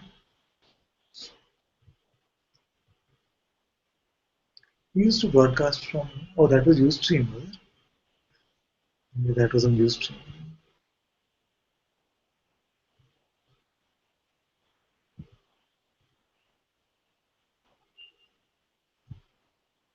Okay, someone will help her with that. In the meanwhile, okay. Jesh says she has to log in from an Android device first or a PC. Okay. Okay, but you wanted to come, my dear. Please come.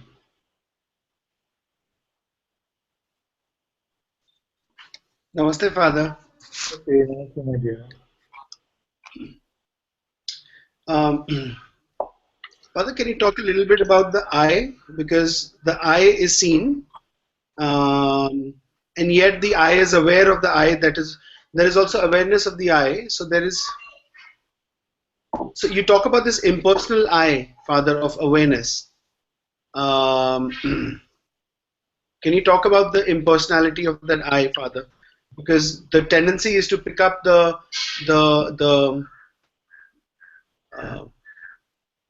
eye which is seen, in a sense.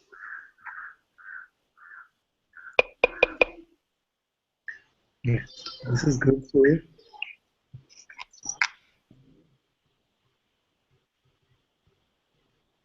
is the question that I don't see myself as this I, or is it that it still seems personal to me? Which one of the two is it?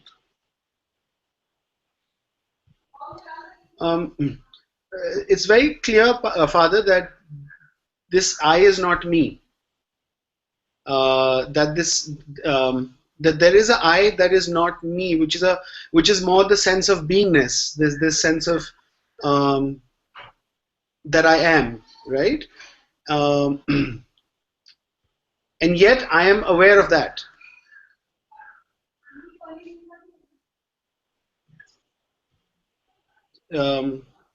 So there is a sense of I which is without this sense of mine, in a sense, and then there is a I which says, okay, this is mine.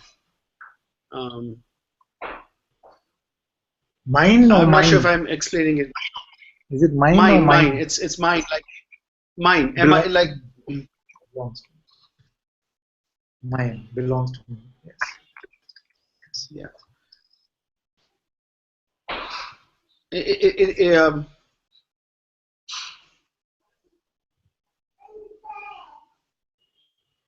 Okay, let's look at this together. Okay, let's look at this together. Going back. Going back. Maybe I have to mute my dear. Going back to me.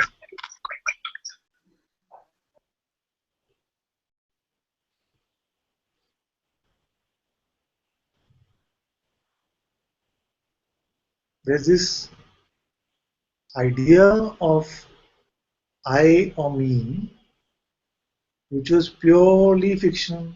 That much we have unraveled, isn't it? The personal idea. What does it mean, personal idea? The one that had all of these attributes: likes, dislikes, desires, aversions, way of life, wanting things to be a certain way. This was the one that was usually referred to as I or me. I want this, I don't like this, I want to go here, I don't want to go there. This is how my life should be, this is how my partner should be. All of this has been unraveled because we see that this one just does not exist. You see, so this is the troublesome one. This one is out. Now what remains?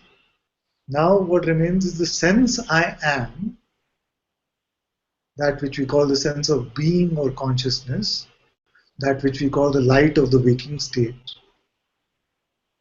You see, there's no sense I am in the sleep state, the sense I am in the waking state.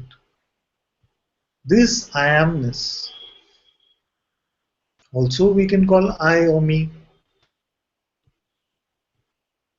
But this in itself, when we start exploring, we see that it is just infinite, the limitless one.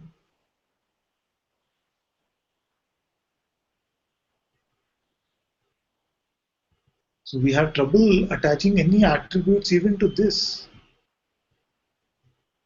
We can only do so indirectly, where we say love is in service to this, peace is in service to this, joy is in service to this. It's infinite. Everything is appearing within it and disappearing within it.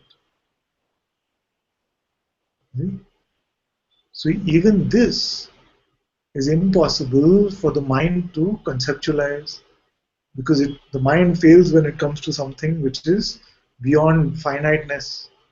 It can only operate on those things which are within time and space. But this being is limitless. And yet it is the sense I am, I exist.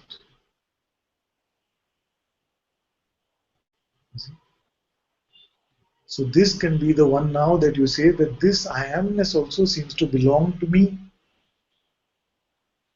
And yet it is not ultimately what I am. Because I see that I am witnessing even this. I am witnessing the presence of this, and I am witnessing the absence of this. I know of sleep, I know of waking. Therefore I know of presence and I know of absence. Now this one, we really can't say anything about. That is the cause of all of this debate about whether we should call it awareness or whether we should call it nothing, or what should we call it, knowingness. You see? The fact is that there is nothing that can be said about it, except that we cannot deny that it is that which is aware or knowing or seeing. but no other quality, attribute, duration, length, breadth, height we can give to it.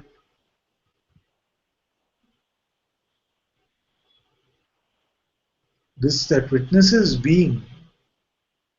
We cannot say anything phenomenal about it because it doesn't exist as phenomena. And that which it doesn't exist as phenomena is not personal, you see, because it has no attributes. Personal means that I have a certain way, I have certain things that I like, I don't like, I have some attributes. You see? That which is non-phenomenal obviously cannot be personal. So this is what I mean by the impersonal I. That remains. What can you say about the person when you're in sleep state? Nothing. You see, except that it is experiencing sleep, that it knows that there is sleep, and not even mentally, it does not even know sleep mentally. You see, but there is a difference between sleep and waking up, and we know this directly. You say, I woke up, but my eyes were closed for 1 hour. What does that mean? That means that the sense of being was there, but I still didn't. My senses were not yet functioning. You see? So this I that knows sleep and it knows waking, this I, nothing can really be said about it with any accuracy. And to give personal attributes to it is completely out of the question. Because even the unassociated being, actually, the sense I am, after being in satsang, you struggle to give it some personality. You just see that it's all that it is being.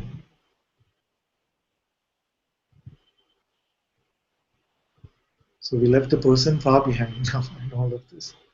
This is what I mean.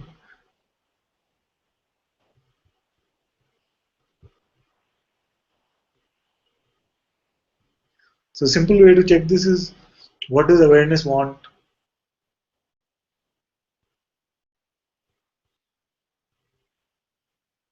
Doesn't want anything, including freedom. It doesn't want. It has no concept of any of this.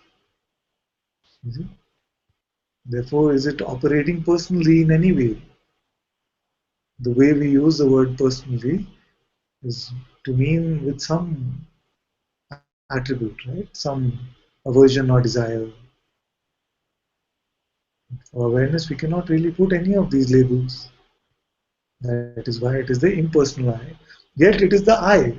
Why do I stick to this? Is because I cannot find that it is something else other than I. It is not outside. It is not inside. It is what I is. I, this I, is the witness of sleep. I know sleep. Nobody else tells me that you were nothing and I saw you were sleeping. I know. I know. And I know waking. Waking state come. So this I, which has no attributes, is awareness itself, is knowingness itself. Cannot find any separation between the self that I am and this. And yet it is not personal.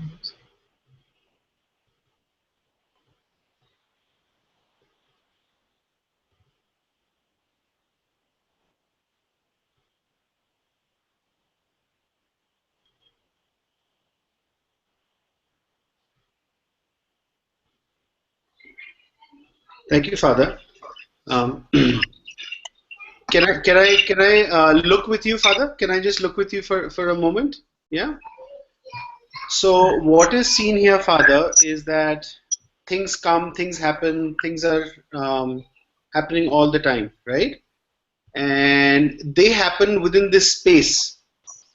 I'm not going to use any names so that I don't confuse anything. I'm just going to describe what I feel or what I see, Father. And they happen within this space. Things come up and things die down. It can be feelings, it can be anything, right? Can be things that happen in the so-called real world, at work, family, kids, feelings, emotions. They all open and they come up and they subside, and they seem to happen within a space, or within some sort of space. And then there is also awareness of this space, or knowing of this space. Exactly. So can I mean, to get the words out of the way, would you say that the space is consciousness and that which knows the space is awareness? Would that be correct, Father? Yes. All that is appearing and disappearing within the space of your being. And you can check this to see whether something is outside this sense of I am, some phenomena is outside this sense I am, and you'll find no, it's only within. You see, so we can say like this, that the space of being, or this space that you are referring to where appearances come and go, is my consciousness, and yet I am aware even of this. Yes.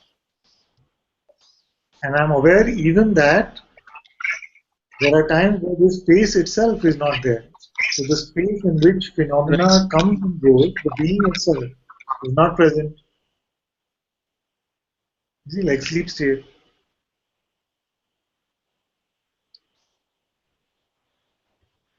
Now, what happened to this awareness when the state changes? It stays the same, Father. Nothing happens to it. Nothing happens to it. Therefore, what appearance can come to shake awareness?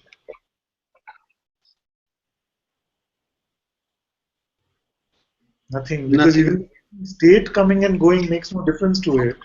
Then how can the content within a state make a difference to it? See? So it is only when we believe ourselves to be something else. Only when we are believing ourselves to be something else can we presume that something happens to this, to me. Right. But even the presuming and the belief is seen, Father. Even the belief happening. Yes. Even when complete belief is going, there is something. So I am believing something, and then that belief goes. But there is always that something that is aware of that belief happening, and then the belief losing power. Yes. Yes. And this remains untouched through the entire play. That's what I meant. That through the entire play of consciousness, awareness has remained untouched. Yes. Even the presumed bondage and the realization from this is not for awareness. It is just playing, picking up concepts and dropping them. That's all that's happening. That's why I can say that you are free now. Because what you are in reality is always free. Right.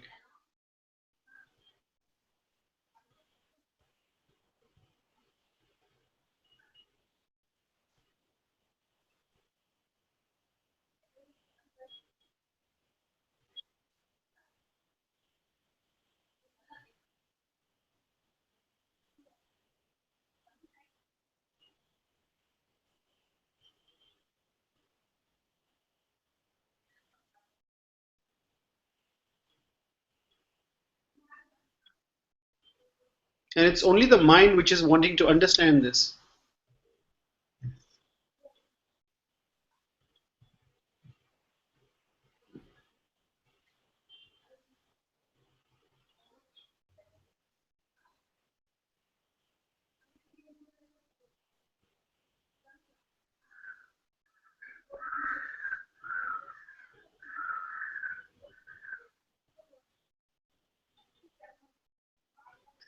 It's like the firecracker.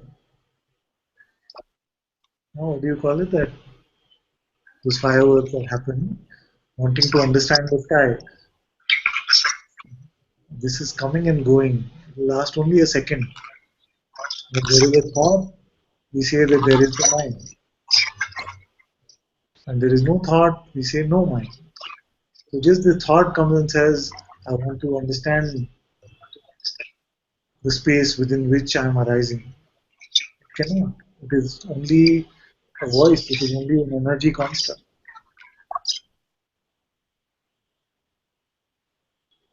There is no entity also called the mind. Although we use it like that sometimes, that the mind like that. Actually, it's not even an entity.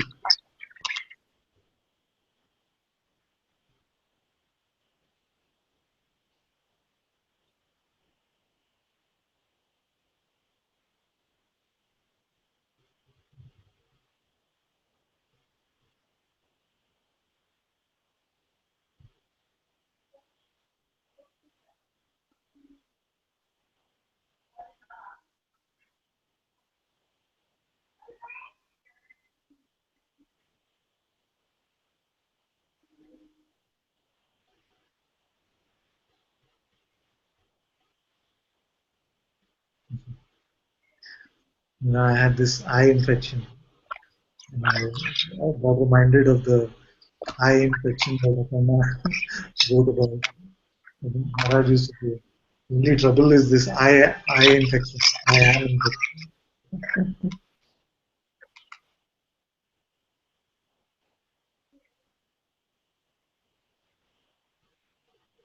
And it's also not trouble because even the trouble is an appearance, Father. Yes. The whole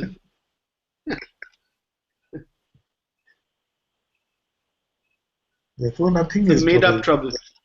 Yes. Only made up trouble.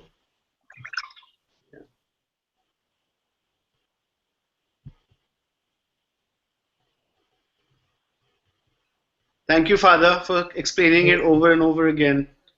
It's my joy. Truly, it's my joy. Thank you so much. I was always a backbencher, Father. And I had to do my 12th twice to pass. So, thank you, Father. Thank you, my dear.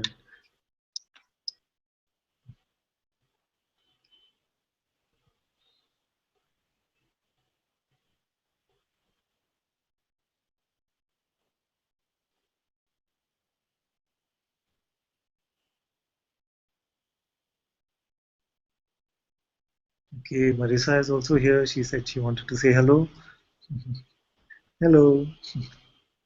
You have to unmute. Unmute. You know how to unmute your mic? Am I unmuted? This is good. Yes, yes. Yes. Hello. How are you? Good, my dear. Very good to meet you. Okay. I've been getting your beautiful messages on Facebook. Oh, thank you for Sorry if receiving I haven't, them. Thank you. sorry if I haven't responded to some of them, but I've been reading them. Yes. Thank you so much. Very happy to be meeting you in India soon. Yes, yes.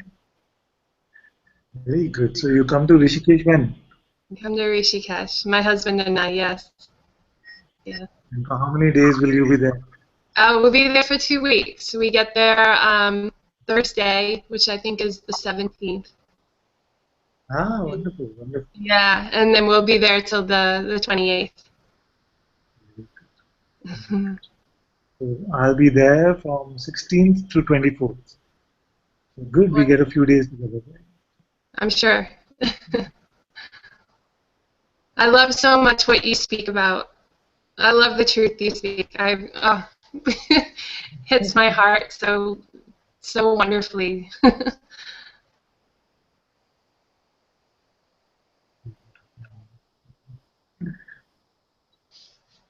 Does it feel like I know there was some question that you had posted. Does it feel like it got answered, or if there's something there, we can still look at it?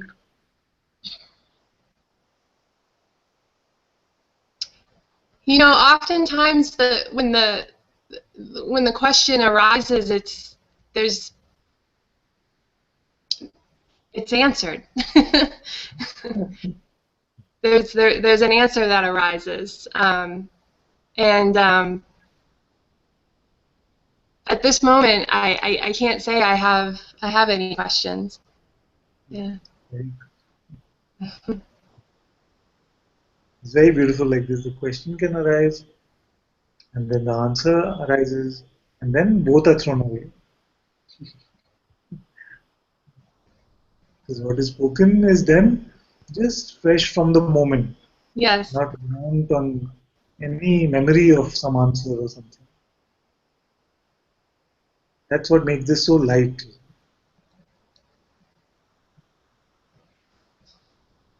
This is true. Otherwise, what would be happening is that before satsang every day, 6 hours before satsang every day, I would then ask everyone to send their questions in, and then I would go to memory and prepare my answers, and then we share it from there. Instead of that, this is just so light because it can just anything can come, Right. and the answer can appear, and seems to appear so beautifully with Guruji's grace. And then even that is kept aside. So we're not burdened with questions or answers anymore. Right. Yes.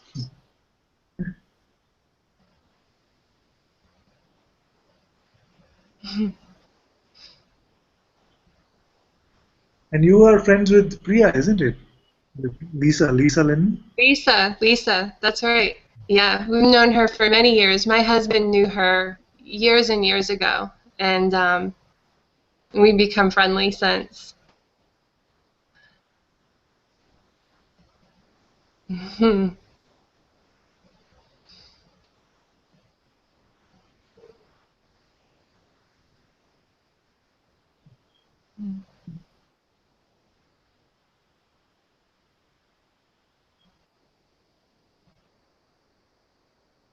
I'm doing that sitting and smiling thing, so some families might be getting bored with that. I don't know whether you saw that video. Say that again? I didn't hear that.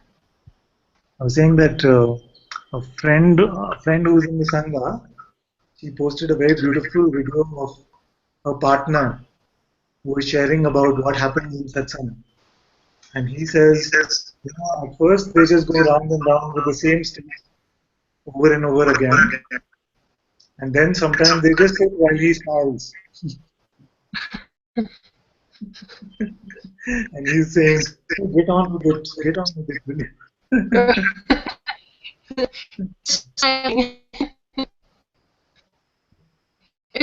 It's funny. Last night, my husband and I were talking, and we were saying often what we share.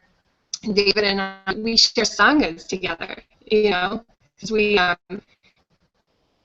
we sit there and we, as much as we can, we speak spontaneously, and we share insights into what is this moment, and then it can be silent, and there can be just smiling, gazing at each other, but it's beautiful.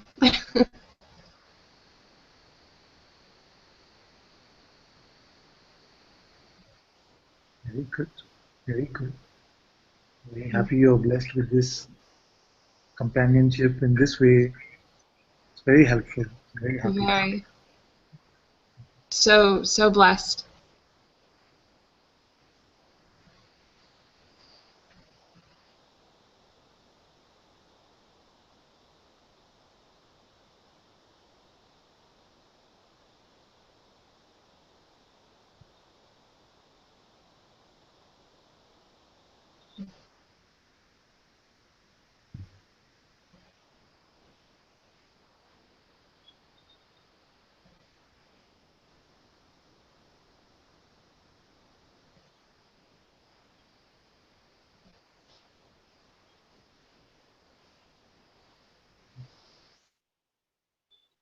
I'm very happy to meet you like this, and more importantly, meet you in the heart. Thank you so much. Thank you, my dear.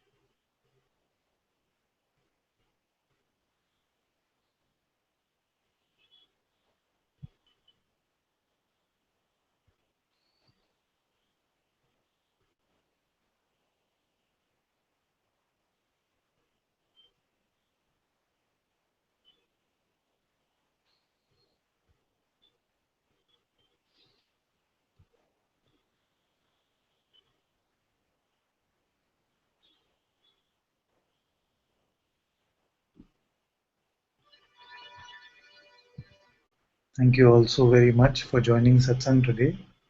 Satguru Shri Muji Ji ki Jai. Sadhguru Shri Ananta Ji ki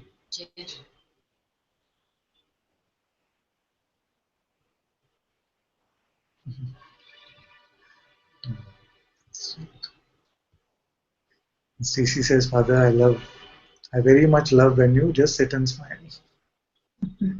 Yes. We'll get Alan on board soon, don't worry.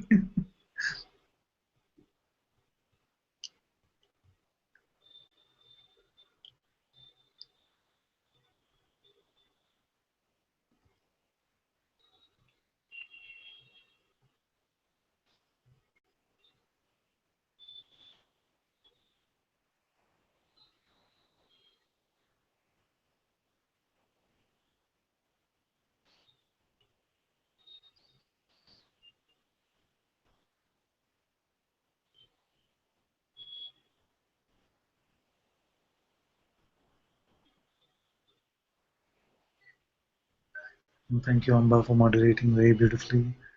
And all of you have been watching our videos? Very nice, very nice. There's one she